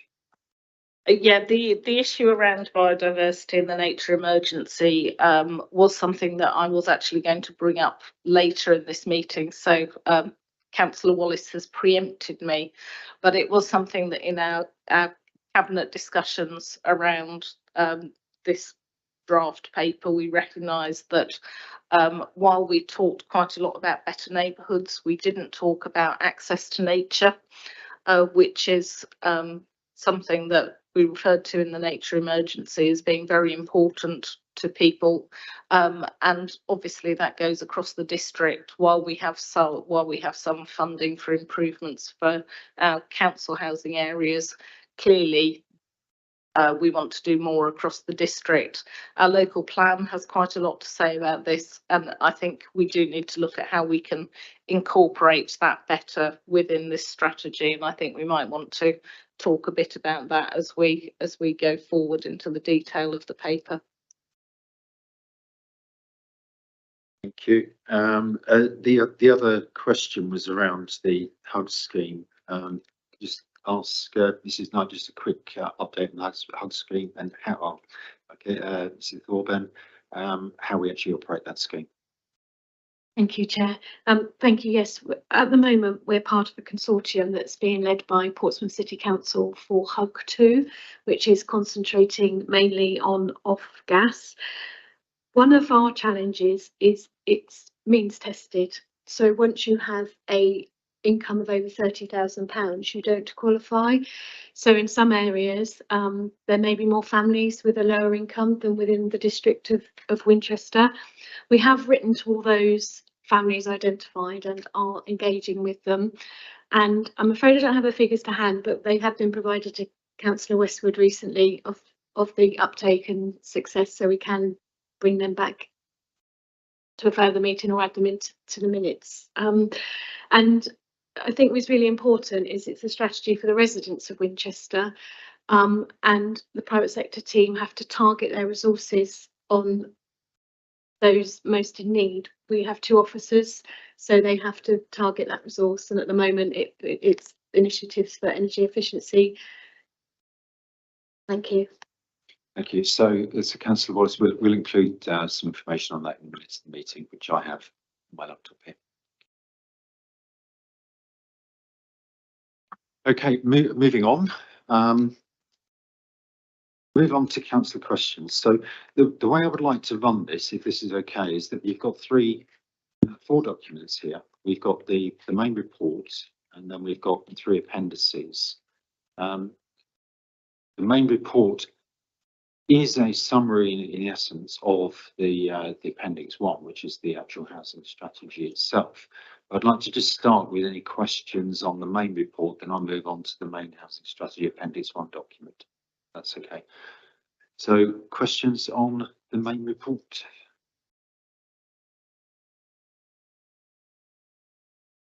Councillor Hurrell. Thank you, Chair. My question revolves around 1113 and whether we have sufficient emphasis in this objective, which I agree with in its totality, but I'm not sure that we have sufficiently addressed the rental market here, the commercial rental market. We talk about the rental market under homes that better meet different needs, but we've specifically said here that we'll look for a council and RP development strategy. We're looking to different communities to provide homes, but we all know that the commercial rental market is under pressure at the moment, partly because people are getting out of some of that because of legislation. It is a hugely expensive area, and I just question here whether we have a sufficiently robust step in place with that particular sector of the market that is an important provider of hopefully more affordable homes, and whether we have we've targeted our efforts here sufficiently, because obviously, as you rightly say, when we look at the action plan later on to the delivery plan, which we'll monitor on an annual basis, and the steps that we will need to take, I don't really see that singing through. And it's just a question as to whether we could put a better effort into that particular grouping, which I appreciate isn't necessarily an amorphous mass, but nonetheless one that is crucial to our provision of housing in the district. Thank you. Thank you, councillor Hall. Mr Hendy, could you help us with that, please? Yes, thank you, Chair. I suppose the response to that would be in the report we've identified the council's setting up Venta Living. So it's a way in which the council can intervene in the private rented sector. It's a new model that the council can offer. You're right in terms of operating in the general private rented sector, then there are no plans in the strategy at the moment over and above Venta Living, other than in the other objective, which is about the quality of the existing stock. But in relation to a way in which the council could intervene, there's a clear model now that's been developed that is effective, and it's based on new build. So quite different to anything that's been taking place in the market to date. And that could be seen as a sort of disruptor to the current private rented sector provision that operates in the district at the moment. Thank you. We may return to that, I'm sure. Any further questions on the report? Councillor Miller. Sorry, a fairly similar question, but having read the press recently and knowing the state of the private rented market, the people that own houses have all got to a certain age, a lot of them, and are coming out of it. And there's also more repossessions of buy-to-let properties. Now, does our strategy allow for the fact there's going to be a surge of people who will not be able to find private houses to rent because it won't be enough and they'll be so expensive anyway?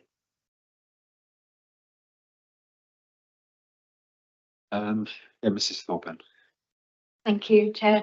A really good question and evolving on a daily basis. I would like to say though, on some recent data analysis, is our main cause of loss of home isn't through the loss of private rented accommodation at the moment. It's still relationship breakdown and evictions from family and friends. However, that doesn't mean it's not increasing.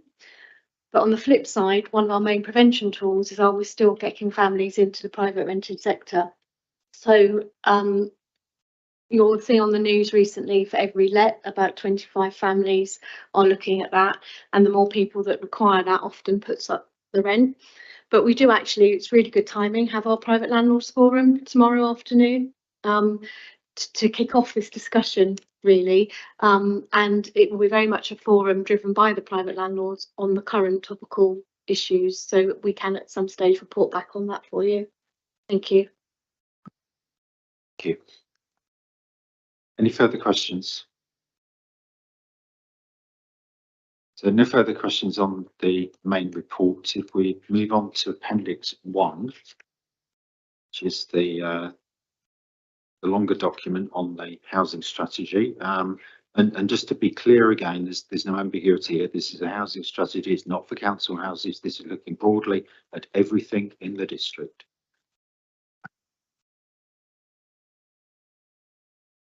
So if anybody has any questions, please let me know.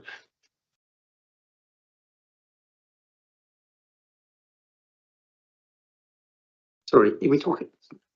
Councillor, I wasn't looking in the right place there. Sorry. Yep, we're talking a document about 12,500 homes under the local plan, but that started in 2022. So quite a lot of those have already been built, certainly in the southern parishes they have. So how many are left to be built to try to find these 1,500 households that need accommodation?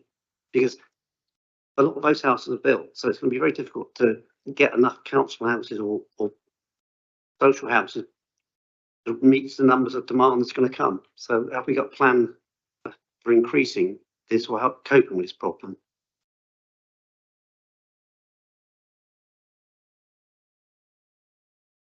I'll try my best to answer that.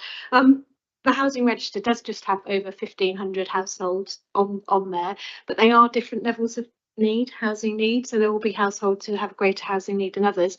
Unfortunately, as soon as you house people off the housing register, households come onto the housing register. So you'll never be in a position where you'll clear that register.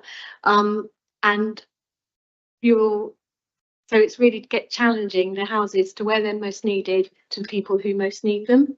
And it isn't an easy task, but unfortunately you will always get people who will be in housing need at any one time, no matter how many houses we would build as a district council. Thank you. Thank you. And Councillor Cutler, would you like to just contribute there as well, please?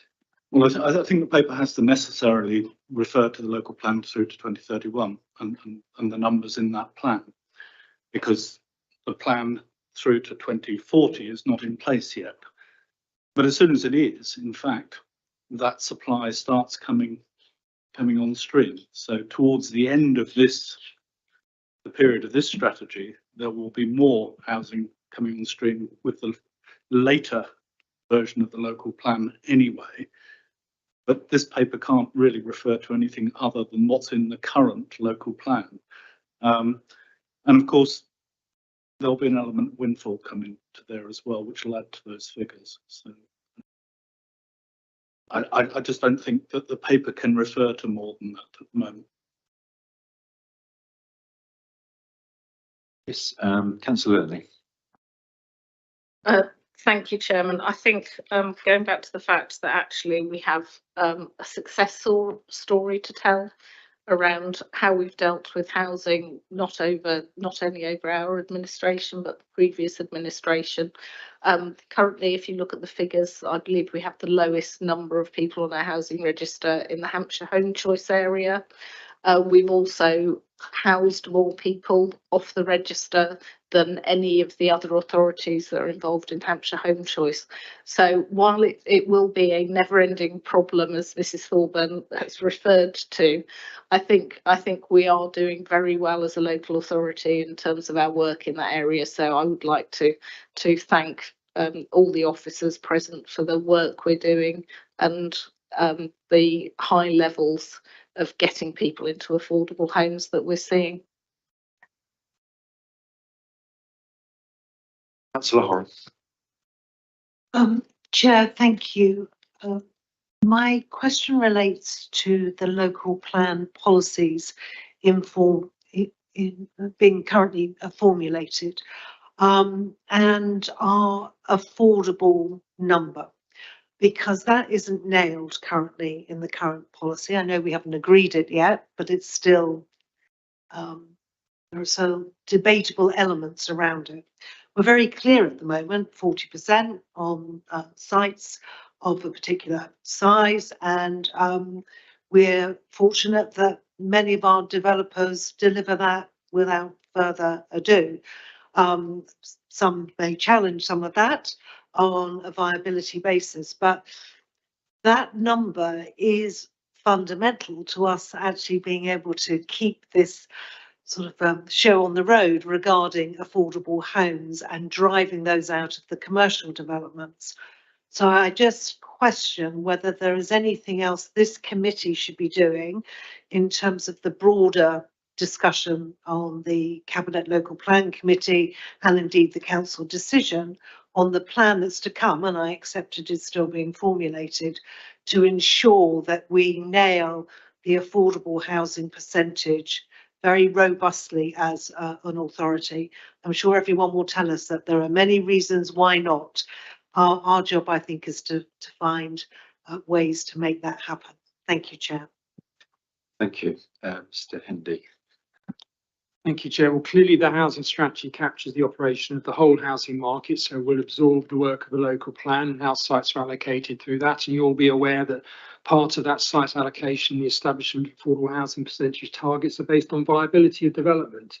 So that's not necessarily within the remit of this committee, but I'm sure that's something that will be keenly looked at in terms of establishing the target. And the council takes independent advice on viability of schemes, because in this district there are some peculiar costs that perhaps aren't an issue in some of the other districts, who impact on viability and therefore impact on the percentage of affordable housing that can be achieved from a site. Thank you. Councillor Rutter. Thank you, Chair. I just wanted to check that we're confident that we have addressed that there will be sufficient provision of retirement and supported older persons living. I think that is, given the demographics of our communities, probably an area that is increasing, but I think will in the future much more increase. And I think we're all aware that provision perhaps needs to be better factored into to our plans. Thank you, Councillor Otter. Good question. It's something that I've been speaking with the officers about at length, actually, over the last few months. Mr. Hendy, would you like to elaborate? Yes, thank you, Chair. Page 44 of the document, specific target there, one of the bullet points to develop an accommodation strategy for older people. Councillor Batho is already welcoming the outline of that work to the Business and Housing Policy Committee in January. So that's the start of that work over the next year. So we can reassure you that is on track to be completed and delivered. Thank you. Any other questions on this particular paper? Councillor Horan. Chair, we've experienced with Chesil Lodge the benefit of working hand in hand with the county provision in terms of care for older people and the opportunity to have independent living there with the wraparound care provision. Extra care is obviously very much in our minds, but there is an evolution of other types of care provision. Are we ensuring that in this objective, or as detailed on page 43 and 44 of the paper, that we have sufficient involvement with Hampshire as a social care provider at this time to marry up the housing and the care needs of the ageing population that Councillor Rutter referred to? Thank you. Thank you. I'm looking at Mrs. Knight. Are you able to just give us an update in that space? Yes, we are working closely with Hampshire County Council with both our new homes developments and our support and care, and we're also obviously looking at our own existing extra care and how we can remodel them, or have to, be looking at how they could be involved in the Button Farm extra care. So we are very carefully working in partnership. I believe Karen attends it is working currently through a Hampshire group as well as around accommodation for older people. So it's obviously a theme of this strategy. It's very clearly been identified that we have an ageing population in Winchester. So we want to make sure that our new builds will be age friendly as well. And we're already building so that people can stay in their home a little bit longer. And we also have lots of other policies that assist people to live independently and move when needed. So we hope we've got a spectrum of accommodation there, and that will be highlighted through the older persons accommodation strategy.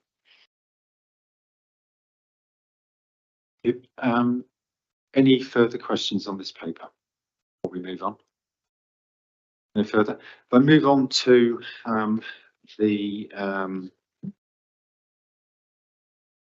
delivery plan at this stage.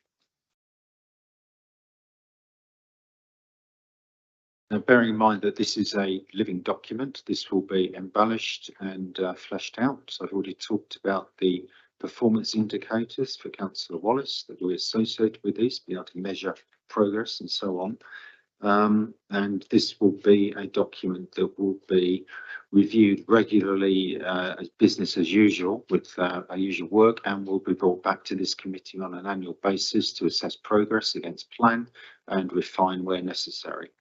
So this is a starting point on this particular document. If there's any questions, I'll take them now.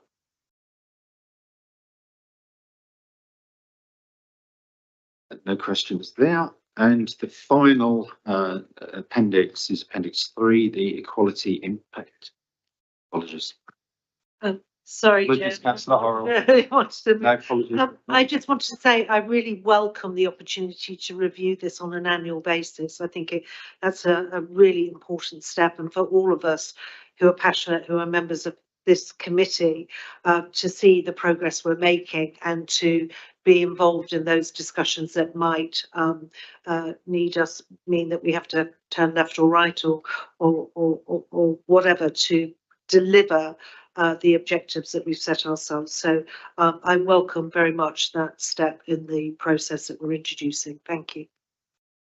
And I thank you for those comments, because as you well know, I like transparency as much as I can. And we talked about the retrofit programme. I brought it to this committee, and it's important that we're as transparent as possible, open as possible, and measure and manage our work so that we're actually delivering objectives and don't get to the end and not have delivered. So thank you for those comments. Any other further questions on the delivery before I run on like a puppy onto Appendix 3? Which is the equality impact assessment. Any questions there? The officers. Take that as a no. So I think at this point, if we've dealt with the questions, I will just open up for debate. So, any debate? Councillor Learning. Thank you. We did refer earlier on to the issue of the council's declared nature emergency. This is one of the things that has changed since we consulted and discussed this paper, as has been done on a number of occasions over the past year. I think we should be incorporating references to the nature emergency and to the desirability of all of our residents, wherever they live, having access to nature and green space. So I would like to see that coming forward. I'm not sure whether we need an amendment to make a specific reference to that. And I'm happy to take advice on the best way of implementing that change. My initial view on that, Councillor, is that the strategy and the delivery plan make sufficient reference. That the delivery plan should make explicit reference, and that's the easiest and best place that we can manage that going forwards, rather than embed it into the strategy at this point. So I would recommend that we, with the delivery plan, that it makes explicit reference to the nature emergency and aligned to the green spaces within council control and outside council control, and the actions we will take to drive that forwards. Clearly linked to the plans associated with our biodiversity plans, the local plan with its statements and direction for biodiversity, and the nature emergency that was declared at the last council. Any further debate? Councillor Horrocks. Thank you, Chair, and thanks to the housing officer team for delivering this very important paper, which is obviously, as you rightly said, about housing across the whole district of all types. I think we've attempted here to pick up a very considerable number of strands and threads, and I think that's just the comment I would like to make, that the delivery of this strategy involves very comprehensive partnership working with many other organisations, the county, registered providers, talking to charities involved in the homeless sector, private landlords, a whole plethora of others interested in the delivering of housing in the district, and in the best interests of all of our residents. And therefore, I just emphasise that we will need to work very comprehensively in that way. Some of those relationships from post-COVID have faded a little and haven't been reignited in the way that perhaps they were historically.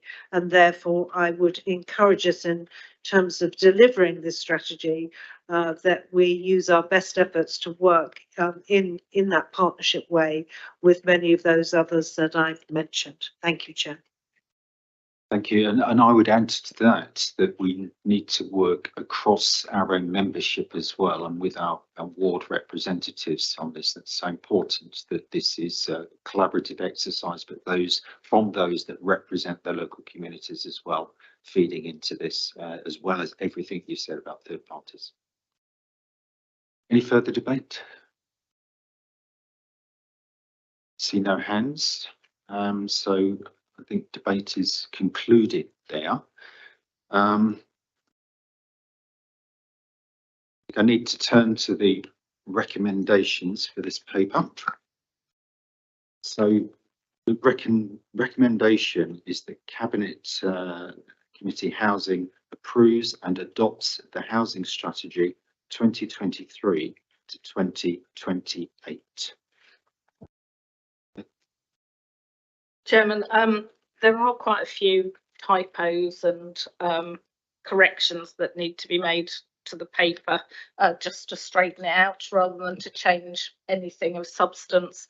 Would it be appropriate to have an additional recommendation to give authority to deal with all of those? Yeah, apologies, I agree with that, Councillor Ernie. Do you have wording that we could use, perhaps? I'll look at Mrs. Evans for a suggestion. Do you want me to assist? We could add a delegation to the Strategic Director for Housing in consultation with Cabinet Member to make any typographical changes. We also had a mention with regard to the nature emergency and some additional detail going into the delivery plan, I believe. But yes, we can have and updating the metrics, the statistics. So we have that added as well. That encompass everything. Thank you, Mrs. Evans. Thank you, Councillor Ernie. I will return to my flight path now. So with I would just ask if we agree with that amendment in terms of my colleagues here. So agreed. Agreed. Right. So with that amendment in place and back to the recommendation that Cabinet Committee Housing approves and adopts the housing strategy for 2023-2028. Are we agreed? Agreed. Thank you. That is great. Thank you very much.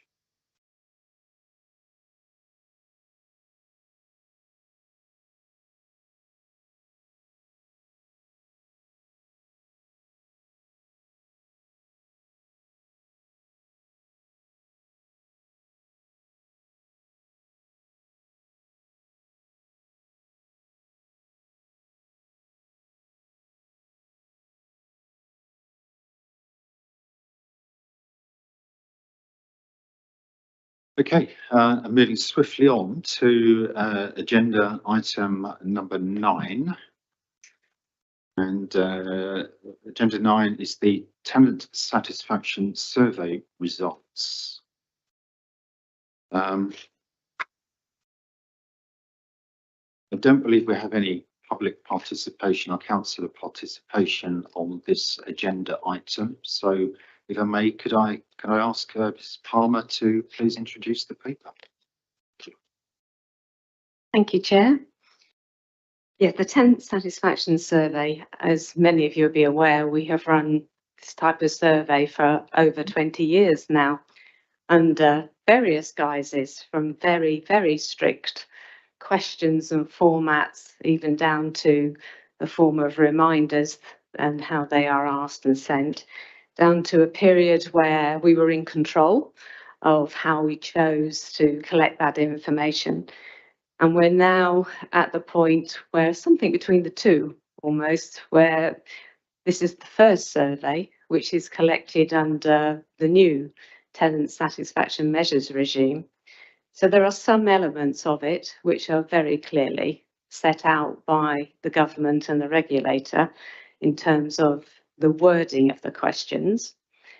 But as a housing provider, we still have an element of choice around the approach we take, as long as we meet the various requirements, especially around representativeness and making sure that we hear the voices of all our tenants and the measures we take for that. So it is possible in some places to do some comparison with previous surveys. It depends whether the wording's been changed or not of the questions that we asked. So although we haven't had a formal full survey, if you like, since 2019, which was conducted with all the full statistical testing and measures and sampling. We have run our own in between 2019 and now. Obviously not to the same degree as applying error margins, etc. But that gave us a feel for what tenants were feeling and what the key areas to investigate were. The outcome of that survey was to hold a series of focus groups in August last year, because we wanted to drill down into some of the detail in terms of what really listening to views. That was the key message that came out, that tenants were saying that their views, they weren't listened to. So we wanted to find out what that actually meant. So some of the information which is being presented in this report, I can supplement from what tenants said when they came along to those focus groups. So that gives us a bit more of a qualitative feel, and it has tended to back up some of the statistical information that's being presented here. So as I say, the objective of this new regime which has been introduced comes under the government's Charter for Social Housing Residents, follows on from the white paper, is to give tenants the opportunity to compare the performance of its landlord against all housing providers in the country. So that's why the questions have been standardised. One message I want to make quite clear from this report is we are required by the regulator to collect this first set of data between April this year and March next year, ready to be submitted at the end of March next year. So although within the report you have some benchmarking information in terms of quartiles, I just want to make clear that presentation of those performance indicators is only against the clients for whom work for the provider that we've engaged to carry out the survey. So they're not national comparisons at this stage. So it's something to bear in mind. So that may well change. So when we've submitted the data to be provided, compared against all providers across the country, you may see some shift in the quartile information that's in the report at the moment. But ARP Research, which is the organisation that we commissioned to provide this survey on our behalf, it's giving some feel for how Winchester compares with the other providers that form part of its client group. Okay. I just wanted to say that. So the tenant satisfaction measures, there are actually 22 overall, and only 12 of those are collected through this survey. The other 10 are collected through performance information that the council will keep through its management systems. So this is just part of the story, if you like, as well. So as I said, we commissioned ARP Research. So they are professionals in this field. They've been conducting surveys for that entire period for 20 years, housing type surveys. They would carry out all the sampling and all the statistical testing that needs to be done. It's obviously very important for this survey that we are confident that we have met the requirements of the regulator. So when we come to submit in March, that we have met all those requirements in terms of representativeness. So they will have sampled, we will have given them the details of our tenants, they would have carried out a sample, they would have sent surveys or invited people to comment based on trying to get that representativeness across the entire customer base. So what that means is if they were a tenant of a sheltered scheme or an extra care scheme or lived in temporary accommodation, every one of those residents will have received a form or been invited by email to do something online. If tenants lived in general needs accommodation, only a third of those will have been invited to complete the survey. So the number of responses we got represented 46% response rate, which very comfortably exceeds the requirements on us to meet the regulator's error margins. What ARP Research will have done when they received that, because despite the sampling and obviously structuring who the sample goes to, they will have conducted an exercise called weighting on the responses. And the reason for that is that we still had a bias between older households returning the survey. So unless we balance that out by applying the statistical process, the results you see wouldn't be representative. So what you see in the report are those results that have been weighted. It's a very complex exercise, involves lots of layers to take into account of all the different variables of all the different households to give you the best picture in terms of what tenants as a whole feel about the service they receive. I tell you. In terms of representativeness, we did look to do various add-ons, if you like. So the survey was offered both in a postal paper form. It was also offered on an online form. There were text messages. It was obviously publicised widely. There were QR codes people could tap to access the form to return it. But for those groups that we seldom hear from, we took extra measures. So where they've told us they have a particular household composition, that means we need to look at how we contact and engage them. We did various things. So we engaged housing officers to make contact with those households. Obviously, large prints are fairly straightforward, one that we could do. Any translation needs, that kind of thing. And I think within the report on one of the pages, if I remember correctly, on page 74 of the report pack, you'll see we had some quite good response rates from those seldom heard groups. So we're quite confident, again, that the survey is quite representative. Still room for improvement, I would say. Don't want to say we're perfect. There are still things we could do to improve that. So the survey also included a couple of questions which were not required to include from the regulator, one of which is what is called the customer effort question, the ease of using our service. So that's an additional one. It's not a measure we have to submit the data to, but you'll see in the report what came out of that was quite an important question to ask, because what the report found from statistical testing is the ease of using our service is really key to how satisfied our tenants feel about the service overall. So it's an important question to carry on including and keep an eye on. And the other question we included was just an open text question. Just tell us any of your thoughts. And that again gave us a bit more of that qualitative information to help us look at what the results are actually telling us. So the results for our council basically mirror that sector-wide trend that across the board housing providers are experiencing, and that's a fall in satisfaction across the indicators. Compared to ARP's client group, we're broadly in line with performance. We were second and third quartile, I think, for all indicators.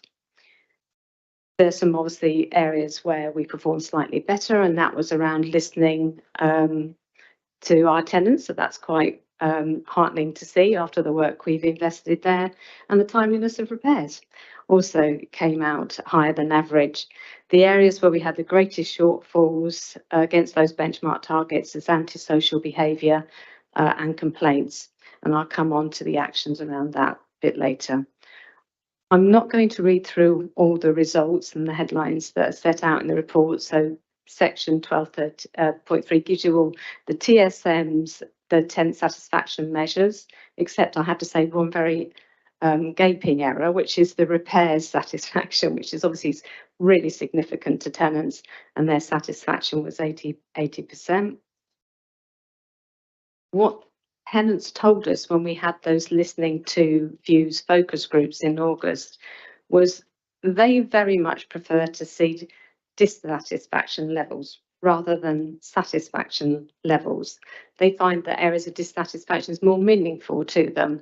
So included in the report is listening to that, what tenants have told us. So you'll see there's a section there which starts off in page 77, which lists those areas of highest dissatisfaction. And the way that these results are presented, the questions are asked in terms of how satisfied are you?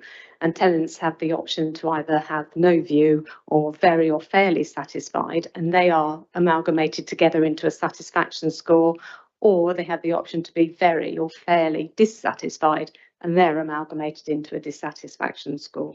So you see the areas of most dissatisfaction was handling complaints, that communal areas are kept clean and maintained, handling antisocial behaviour, listening to views and acts of them, and that their home is well maintained.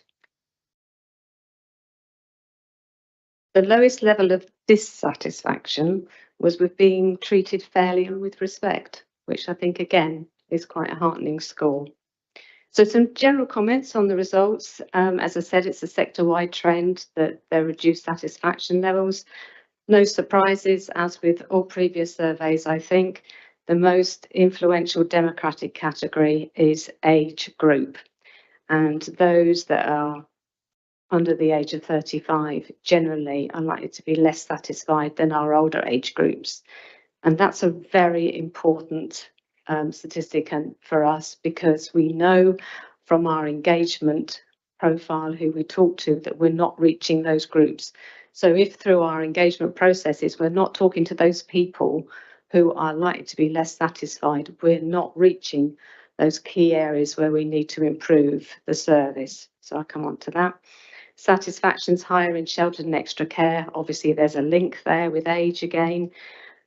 A pattern throughout the survey, which I thought again was quite a positive thing, that the small group of Black and minority ethnic respondents significantly more satisfied than white British. And surprising for the first time, I think, a change in district area. Previous surveys, we've always seen that Stanmore has come through as the area that generally is less satisfied. But this time, there is a sharp fall in satisfaction with tenants in Wick. No surprises, again, with all housing providers, repairs and maintenance comes out as obviously one of the most important areas to all tenants. That would be the experience of housing providers across the board. The link here also is with communication, and that is very key. So, and that very much came out of our focus groups that we had the conversation. It's that feedback, it's that follow-up on repairs, it's just that communication being kept in the loop. And that's not just with ourselves, it's also for people who provide services on our behalf. So it's with contractors as well. So that's an important message. As I said, some of the text remains unchanged, so you can do some comparisons with previous years. So we see that fewer tenants feel that they're being kept informed. That's important to them. Yes, as I said, that was part of our follow-up work. That continues on that theme that we found through previous survey and through our focus group work. The extent to which the council listens to views and acts upon them, and although we performed well generally, and we have done a lot of work around this, there's a lot of work that's gone on in terms of the focus groups, part of the work that's been going on because of the works in terms of improving the carbon efficiency of housing, as Prashanth's already mentioned, in terms of engagement. There's been a lot of conversation that's been going on, and also the wellbeing officers' work with the sheltered residents as well. Obviously, a key area for us to look at is antisocial behaviour. And that also came out with the focus group work that we did in the summer, and complaints across the board. And the thing to mention about complaints is we're not just talking about formal complaints here. When tenants are filling in the survey, they will take it when they contact the council for something that's not worked. That will be a complaint to them. It may not be. Those complaints are through the formal structure. Okay, so that's something to bear in mind. So with the results, we've started the discussion. We've had a discussion in terms of service leads and housing officers in terms of what we want to do with that, how we're going to focus on improvements. And obviously that's a conversation to carry on having with tenants as well. What we've set out in the report, and it's obviously for members to comment whether they've picked out anything else from the report that you feel we may have missed. Obviously around repairs and maintenance, they're already in the property services service plan. They're looking at improving that ease of contact, using more digital options to make it easier to get information and get contact. Something that got mentioned by Councillor Wallace was around performance indicators and agreeing those areas for tenants that are most important to them. So local performance indicators, what we want to monitor on a regular basis. Around that respect, result in listening to views and problem ownership, we talked across the board about not just processes, but also customer excellence training, just understanding, put yourself in the tenant's shoes. Do you want to be hanging around all day and find out that somebody's not going to turn up? That really important respect issue, that came out in the focus groups as well. So an investment in customer excellence training across the board. The antisocial behaviour, as I said, already came up at the focus groups, and we've discussed this with TACT and also with the Tenant Involvement Steering Group. We'd already got in the work programme doing a scrutiny exercise as a result of that feedback. So the results in the survey just compound that view we'd already gathered from that qualitative research. So quite a comprehensive piece has already kicked off in terms of looking at the way we manage antisocial behaviour. So the team are looking at doing an independent assessment of how we carry that out. The scrutiny exercise will involve talking to customers and their experiences when they've been involved in the process. There's training that's being looked into in terms of, and mentions in the report, managing expectations. Well, what that means is being really clear with people when they complain about antisocial behaviour, what is within the control and what is required to improve the situation for customers. So that's what is meant by that. Turn pages. As I've already mentioned, the customer excellence training across the board. And then that really important piece about engagement with the under 35s. You'll already be aware we've come to Business and Housing Policy Committee after doing a review with that, put forward a menu of options to look at addressing that gap that we have in engagement at the moment. We've had our independent review by Housing Quality Network looking at the way we approach engagement. We've had some recommendations on that.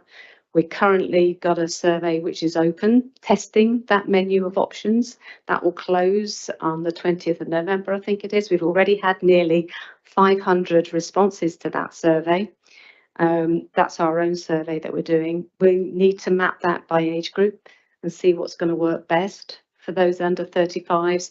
Then we'll have the conversation through TACT and tenants in terms of what that means for the work programme going forward and the structure going forward. Obviously, keeping areas clean and maintained. We've got a new contractor there providing the service. And they're looking at the way they monitor that, increasing the monitoring frequency, but also making that easy, making it easier to hear where there are problems. So that's a work in progress. The area variances, so there's some specific parts. The week is one bit, but also in Stanmore, the satisfaction with feeling safe in their home. What the officers felt was we could have a view why those reports have come through the survey, but we don't know for sure. So the aim is to drill down on those specifics through the work of the tenant engagement officers and those who do community pop-up hubs to find out what actually is we need to change and improve to address that issue.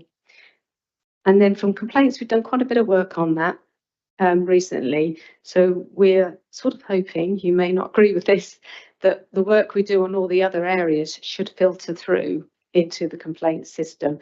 We've improved the monitoring and the way we look at complaints. So we do the frequency of that. So hopefully all that together we'll see an improvement there.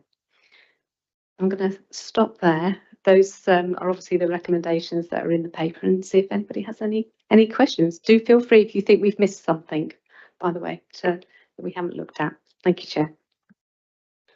Can I just thank Mrs. Palmer for a very comprehensive overview of the paper at this point. Thank you so much. Can I just ask if we have questions? Councillor Rutter. Sorry, thank you, Chris. I have to give my apologies. I have to go to another meeting, so I'll just say a couple of words and then slip away, if that's okay. And can I also echo your thanks to Mrs. Palmer and the whole team. A great survey. I mean, I think given the circumstances we're all living through at the moment, to have those levels of satisfaction, regardless, is brilliant. And obviously, I support the recommendations in the paper. I think that will be excellent. I think the antisocial behaviour issue is something that, you know, is perhaps reflective of the wider societal problems that we're all facing. But I mean, the neighbourhood team do act brilliantly, and we've had a couple of issues in the Worthies, and the neighbourhood team came in and took action locally and actually knocked that on the head, not quite literally, but effectively. And you wouldn't be allowed to do that these days, would you? So we're delighted with that response, and I've always found that the housing team very responsive and helpful. But I think it's right. We do need to start getting things done and done properly the first time that somebody asks. So there's a lot of going around the houses trying to get things sorted out, which really shouldn't be happening. So I think all the work that you're doing on that is brilliant, and please, you know, that's definitely coming through as a local councillor as something that we need to work on.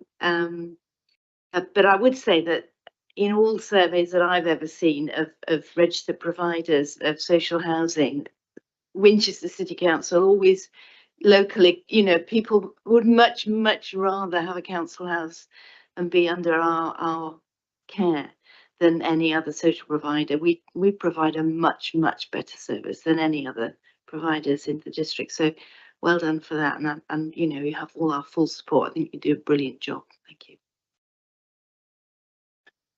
Thank you, Councillor Utter, and no problem. Megan, thank you. Can I just ask if we have any questions for Mrs. Palmer, Councillor?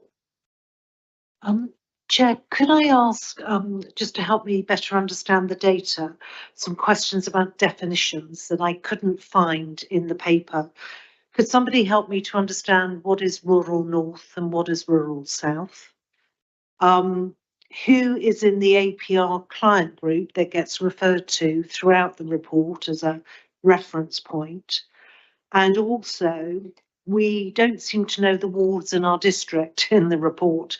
So there are different combinations, different names.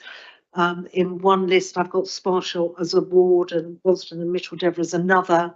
So just ensuring the consistency of data, is it possible to have it recorded as wards as we understand them, so we all know our communities, or is there a particular reason why it varies in the report? So just to help me understand the numbers, just to help if those points could be clarified, if they're available. I'm sorry I've missed it, but I couldn't see it as to where those definitions were. Thank you.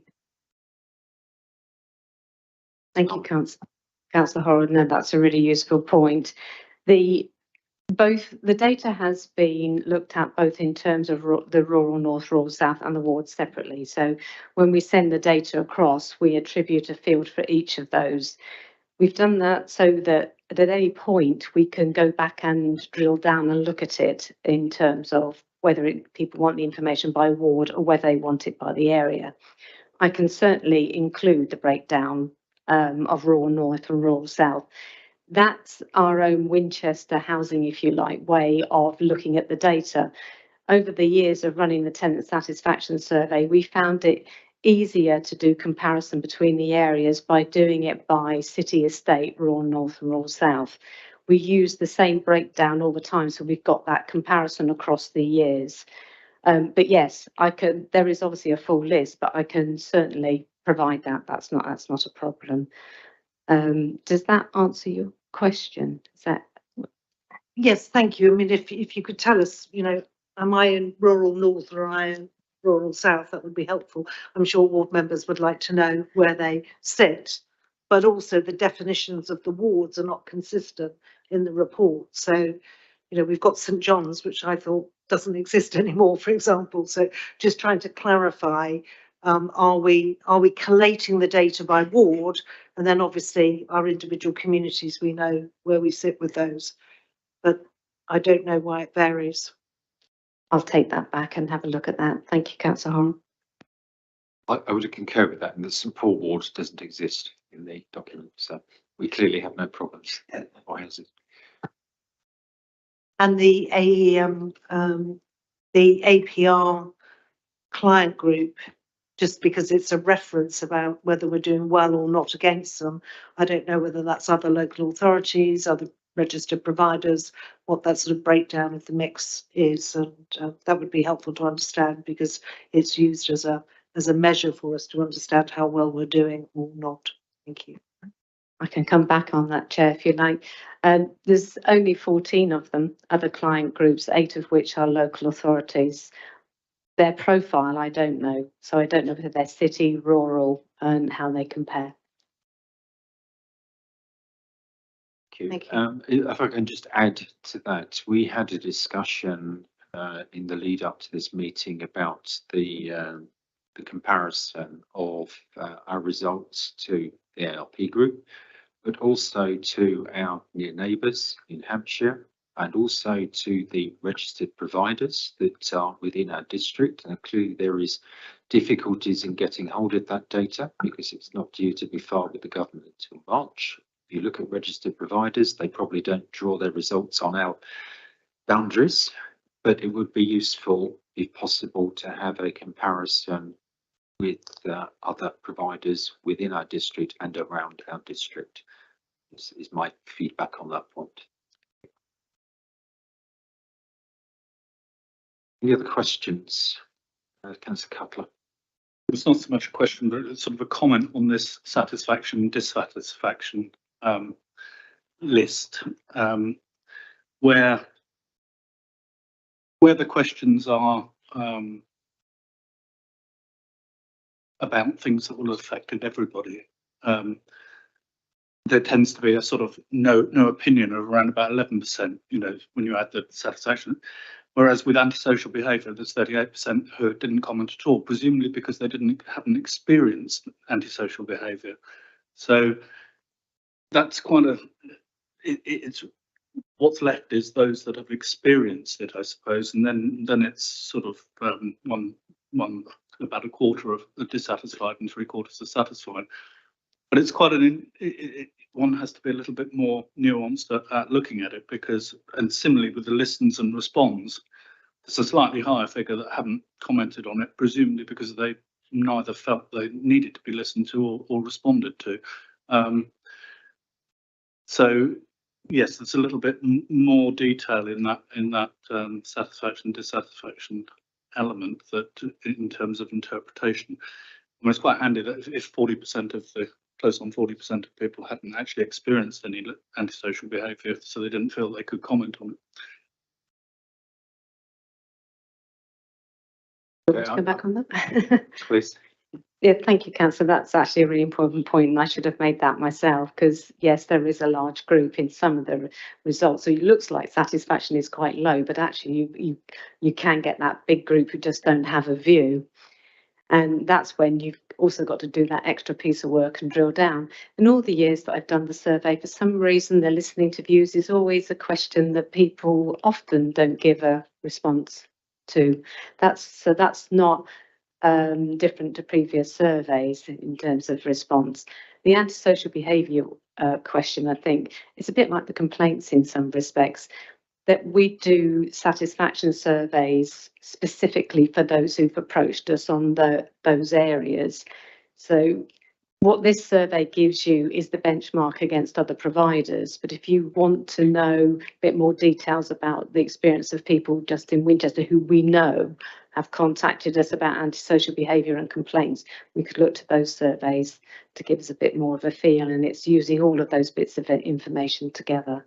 So yeah, but no, that's an important point. Thank you.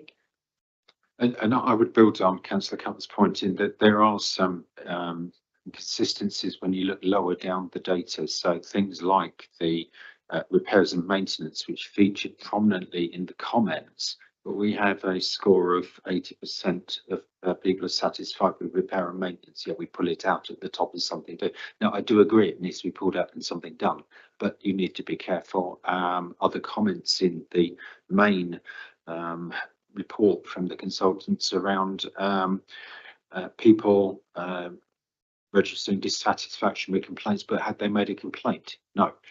And other comments like that as you go through. So we need to be careful interpreting some of the results in some of the places, which I'm sure you're well aware of.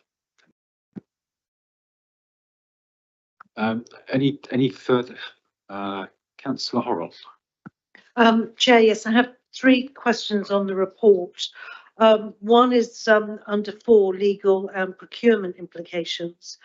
And given the feedback that we've clearly received about repairs and maintenance, and probably the one that gets to people most, which is that we just don't quite get to the end of the process. Sometimes we lose track of a repair and it goes on and on. Can we actually wait until we come to the end of the contract on our current provider to not be looking at other opportunities to ensure we pick up those repairs that sort of drift and we've got that level of dissatisfaction with? I appreciate the end of a contract allows us to look at service levels and the like, accept it entirely, but that is still a little way away, and I think there could be some things that we could do currently. Question is whether that's possible to officers. And then on 12.5, the areas for improvement, I worry about the antisocial behaviour element. You know, Chair, I've mentioned it to you and to our strategic director. And I see the actions here on page 79 of the report, but I just wonder what is really going to be different tomorrow, given what we know about those who are suffering here. And it's not a huge cohort, but those who are unhappy are very unhappy, and whether there is more that we can do here in our areas for improvement in the short term. Thank you, Chair.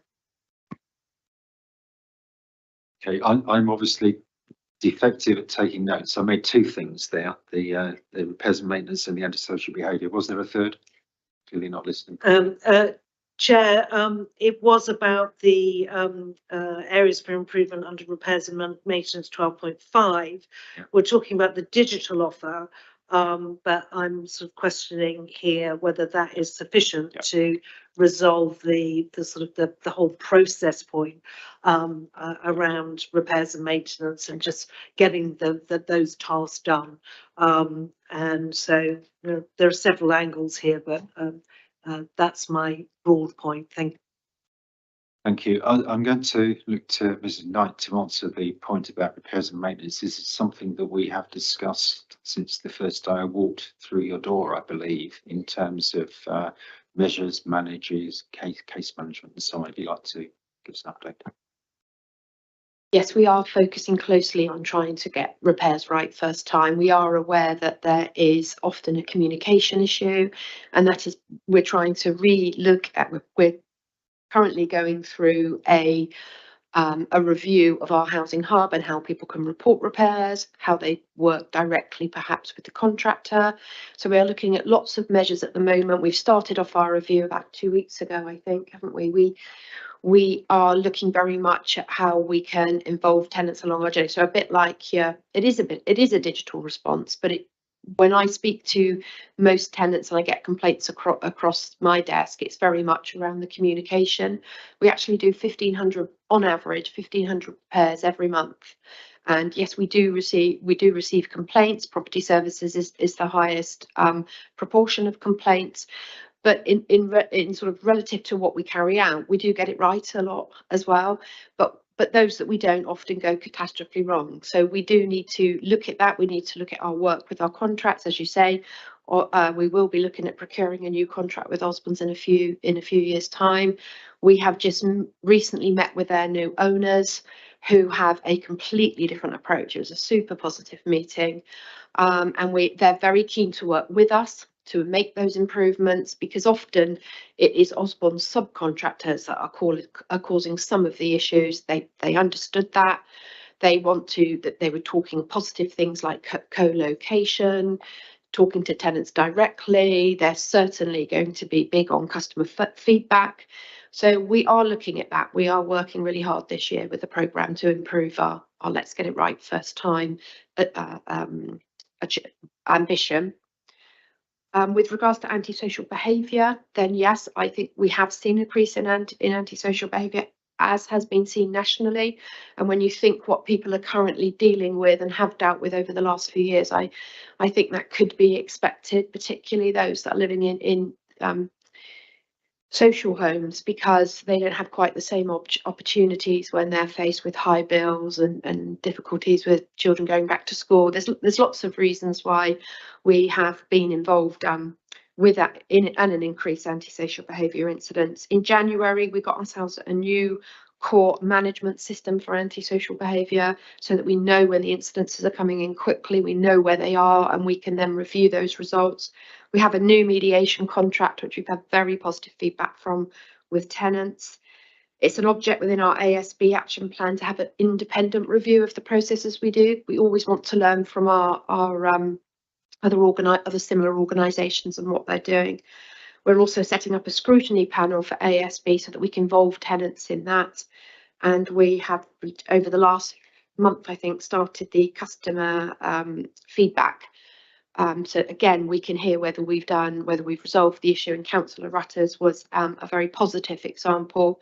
On Week, we also held a very individual event that's working really well. So a lot of resources goes into an area, it's targeted, and we gain a huge amount of information from tenants there. And sometimes it's simple things like they don't know how to raise the complaint early enough. So we've done a lot of work around that, and we're hoping to see that will improve as we go through the year. Thank you. Okay, thank you. I have a couple of comments on that. Firstly, in terms of the managing the repairs, communications, so on, is absolutely not the case of waiting for a new contract.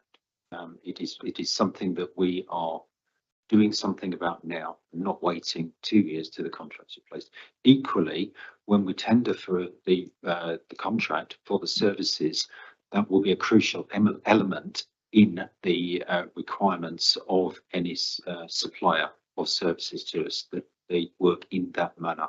So we will address it now and in the procurement for the contract for services going forwards. And the second point on antisocial behaviour, there was a conversation that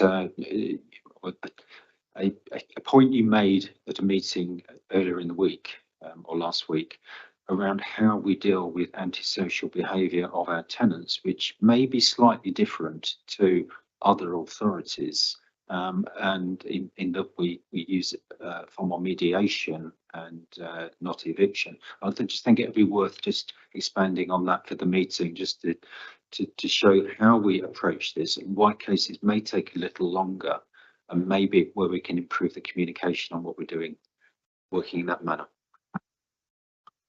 Yes, I mentioned that we have, I'm very proud of the record we have, and that we actually evict very few tenants from their homes. So as a landlord, whilst of course we want to support the victim as much as we possibly can, we also need to support the perpetrator. We do see people coming from very challenging backgrounds that have dealt with an awful lot of trauma in their life. So we also want to work on both sides. One of the most difficult things about antisocial behaviour is that what we are doing in the background around enforcement or support or both can't be often shared with the victim, and so it looks as if it's quite a slow pace resolution. But as I say, I'm proud that as a landlord we try to do both, because they're only going to come back round through the system and back to Karen's team. If we do take a really hard enforcement, we do have to look through trying to remedy things through the different stages. Thank you. Thank you. I thought it was useful to share in context with the measurements. Any final questions? Many hands up. Okay, go to Councillor Cutler first, please. Yes, I just wonder if you could clarify with the antisocial behaviour. Presumably, sometimes it's tenants who are suffering from antisocial behaviour from people who aren't tenants. So how are we dealing with that side of things? I mean, I can see it internally, but what's the external approach? Yes, that can often be the case, and we will work with our community safety team then, who work with the owner occupier or the private rented tenant. So again, we try to do that mediation, we try to do the sort of intervening where we can, and it's often very successful. But sometimes, when it is a private landlord, it is a bit more challenging. Karen's team, private sector housing team, are able to take enforcement action, and we work closely with them as well. And Councillor Hall.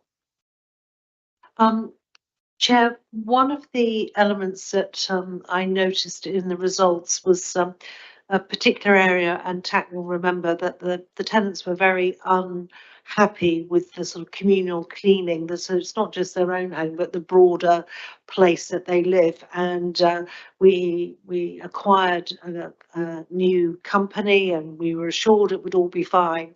And yet I see it popping up again in the survey now. That we still haven't really cracked that. And I suppose my question is, what were we promised that we haven't been able to deliver? Because people are very proud of where they live, the broader community, and they want their stairwells or their corridors to be clean and tidy, and they're not seeing that. So I just wondered whether officers had also noticed that we hadn't quite resolved that in the way that perhaps we had originally hoped. Thank you. Mrs. Knight, do you have a view on that? Yes, I'm happy to come in. I would invite the tenants. They may well have a bit more on the ground information for me. But we do have a new provider. The new contract started, I think, earlier this year, but I would need to check that. We do sometimes have teething problems with initial contracts, but I think one big change that we've done this year is we do have the team monitoring the performance of the cleaning contractor, and they also, part of their contract was that they regularly monitored that and let us know immediately if there are problems. There are lots of information, I understand, in the schemes for you to be able to ring and have a number to call if you do have issues, but I would also defer to the tenants who are experiencing the contract. And I will go there straight away. So Monica or David, it is something that we have discussed as well. They are not very good, to be honest. They take Henry for a walk every day. We don't know what he does with Henry. I mean, it's all right walking around. Henry is the Hoover. Yeah. He goes for a walk around the estates. It's not good. They don't put wet floor shot signs down. We've got a problem at the moment also. Not only is it the communal areas, it's the areas at the back, which is our walkway, which is never swept. I actually put photographs into the council to get it swept. We never get it swept. People just dump their rubbish there. And that is our back door, our back garden, and people use it as a walkway. And they sort of say, you know, they comment, and it's embarrassing. I can stand in my kitchen and people say, oh, look at this rubbish. Why don't they pick it up? Well, it's not my job. I pay for that service and I expect that service to be handed out. And I'm not alone.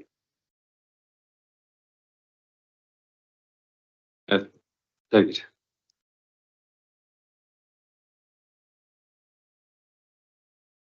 Mentioning the word cleaners to me,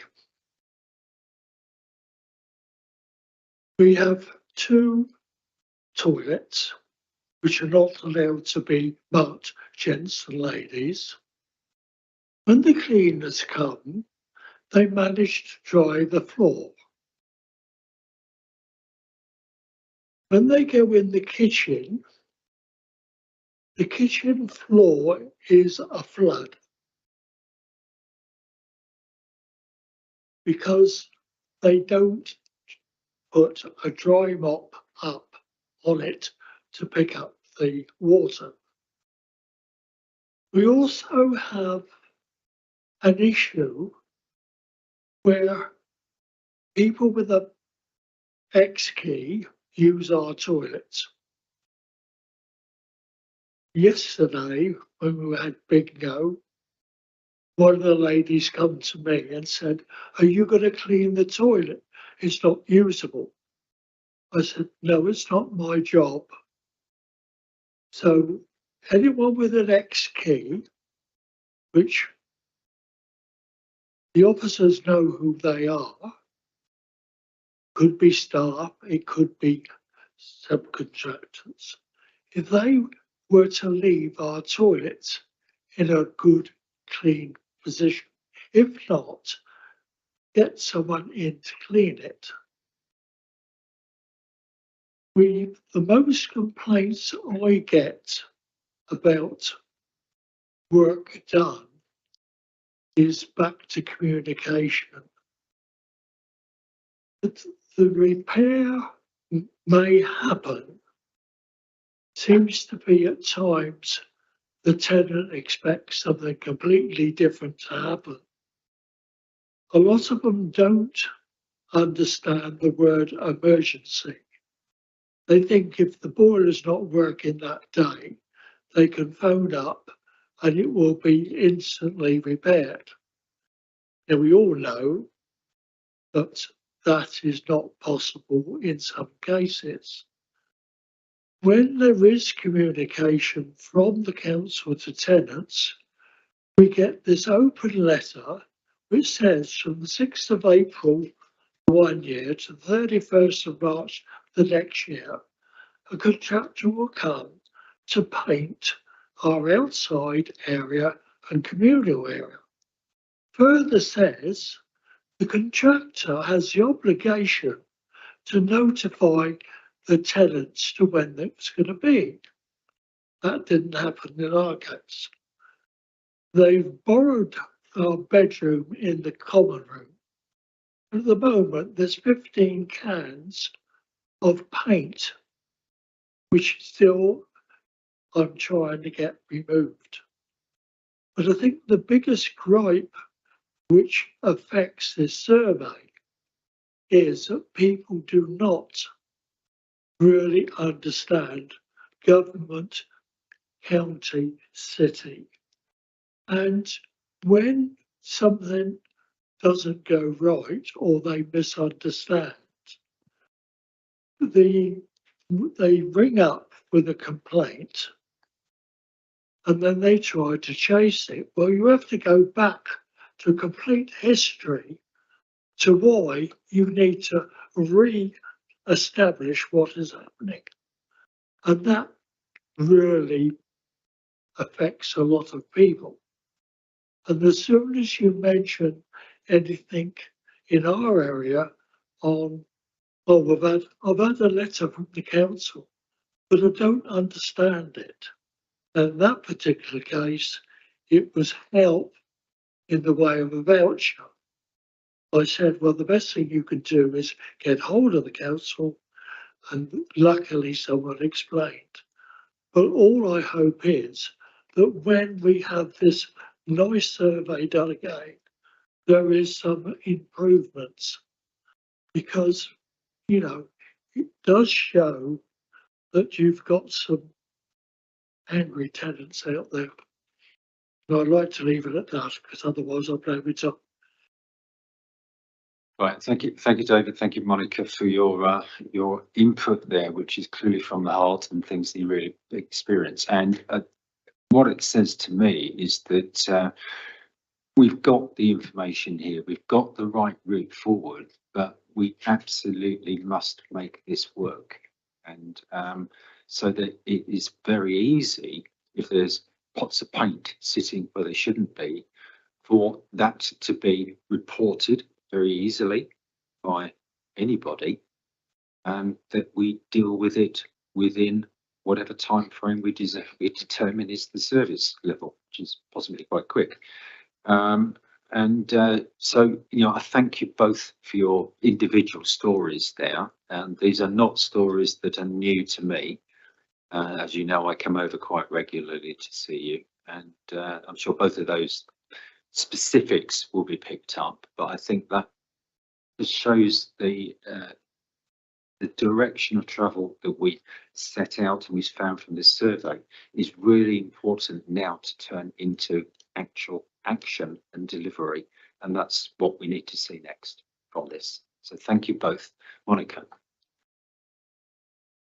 When we did the ground maintenance scrutiny group, we appointed 45 monitors throughout the whole thing. We suggest that we have monitors for the cleaning, that each scheme could pick somebody and then we report back to whoever it is, because for 5 weeks we had no cleaners at all. They come and they fill in the form and then they go downtown or wherever. They're called Blue Frog. I think they leap everywhere. Thank you, Monica. That's a really helpful suggestion. Thank you. I'll take that back to the team. I just think it might be helpful because the monitors that monitored the ground maintenance reported back. And I think that might, so if they know that they're being checked on, we wouldn't tell them who's spying out behind the curtain. Yeah. And to that goes forward into our management of our suppliers contracts, which is key now, and which will be key in the reprocurement of the contract that we manage in the correct way.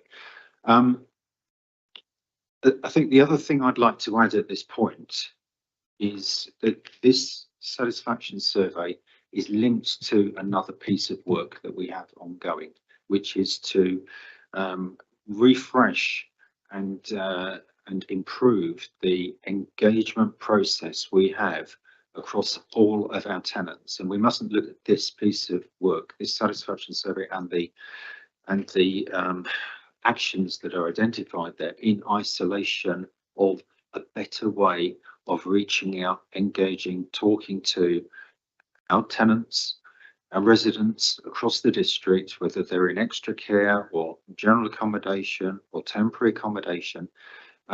That whole engagement process and what you were talking about there, Monica, in terms of having people that are a voice for an area, being able to feed back into us, because effectively we need to know there is a problem to fix a problem, and we will try and make sure that the problem doesn't happen again, but we need to know how to fix it, is so important as well. So I would just add that there's a big link between the tenant engagement piece of work that we're currently doing, which I think will be brought to the Cabinet or this committee in February, and the actions associated with the satisfaction survey, both of which will contribute to a much better environment for you, much better service, and better survey results for Mrs. Palmer next year.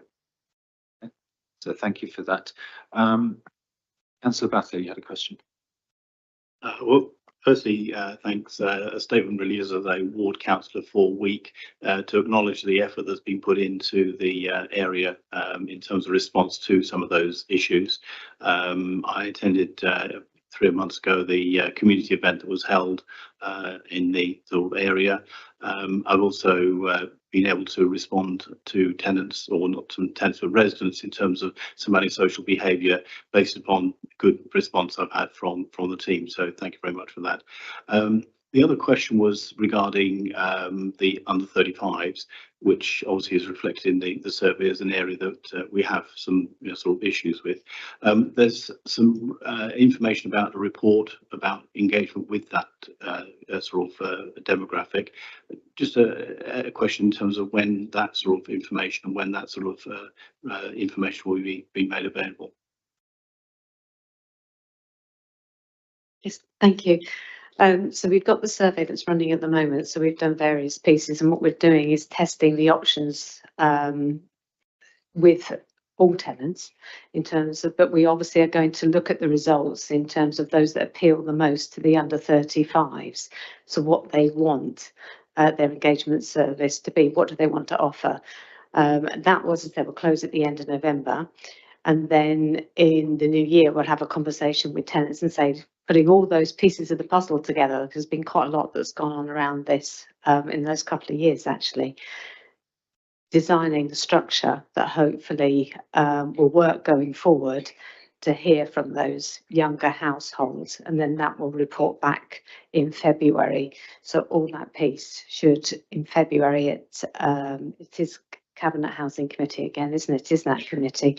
Those will be presented. So what we found out from tenants, what will be most attractive to those younger households, what that means for what we're going to look like going future in terms of our engagement structure, and what activities we're going to focus on to hopefully hear from those households. Thank you.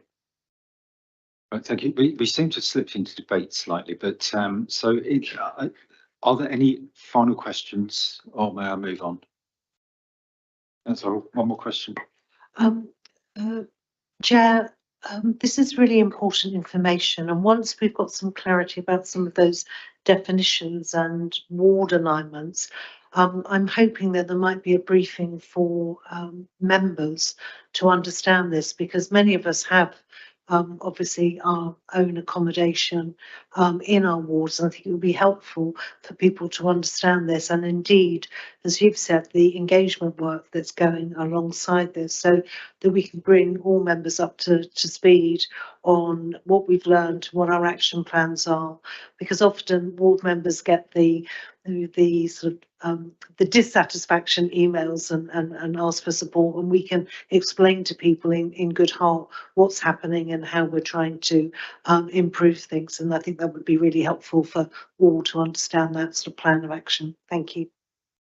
Thank you, Councillor Laurel. I count that as debate rather than a question, but I absolutely concur with you, and I'm very happy to work with the officers to do a members briefing, not just on this, but on other aspects of housing as well, because I think it's too long since we've had one. So I will work on that and get back to you with that next time we meet. Can I move on to debate now? So is there any debate on this, on the whole paper and the results?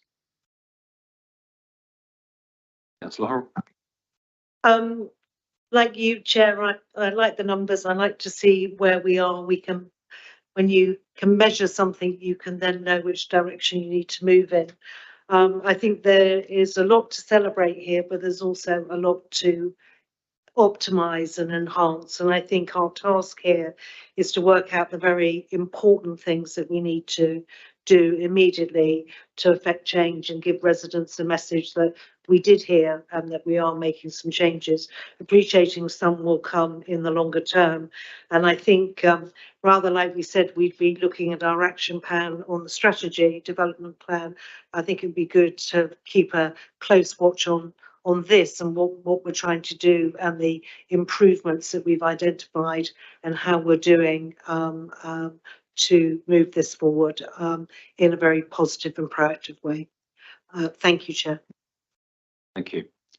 Any other debate?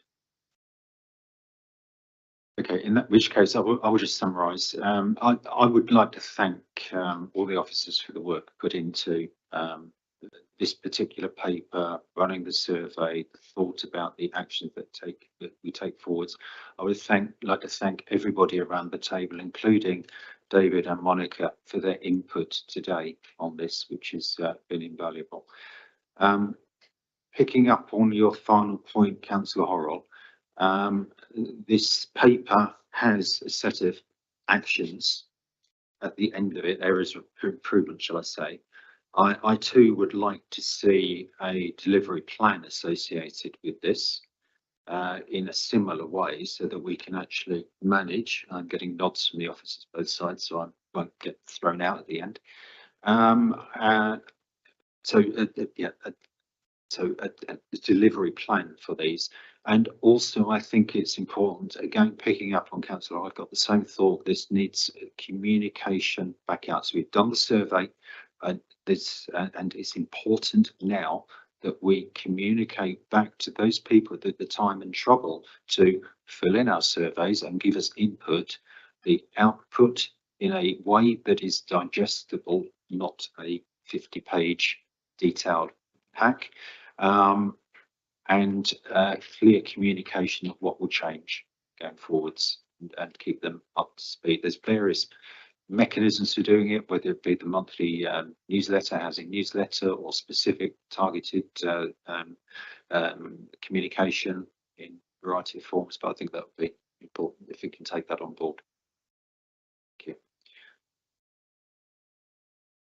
So with that, I think we are at the point where I need to go to the recommendations. So the recommendations, I'd like to make one change to the recommendations, and that is we have A to F in the recommendations. I think there should be a G, because I think the communal areas should be an element of the recommendations to keep the recommendations in line with the action areas at the end of the paper. So a recommendation, communal areas kept clean and maintained, that's the right wording, to add in as an additional recommendation. Are we agreed then? Agreed. Yeah. Okay. So with that additional recommendation, the recommendation is that the survey results are noted. that the recommendations for service improvement and actions in section 12.5 be approved, which is A, repairs and maintenance, so additions to address outstanding repairs, improve performance in relation to listening to views. B, examine how the housing service can improve its approach to antisocial behaviour. C, investment in customer excellence training. D, new engagement model to appeal to under 35-year-olds. E, investigate differences in satisfaction levels across the different district areas through community engagement activities. F, improve complaints handling performance. And G, communal areas kept clean and maintained. So are we agreed on those recommendations? Agreed. Thank you. Moving the meeting on to item 10, final item, which is date of next meeting. The date of next meeting for this committee will be the 5th of February 2024. On that, at that meeting currently, and this may change, we have a New Homes Programme update, standing item. We will have a retrofit programme update, standing item. And we have currently the housing engagement and communication plan at that meeting. And I'll will be advised if there's any changes to that. So with that, I thank you all for your participation today. I apologise it's taken 3 hours, but I think it's been a good discussion. And with that, I close the meeting. Thank you.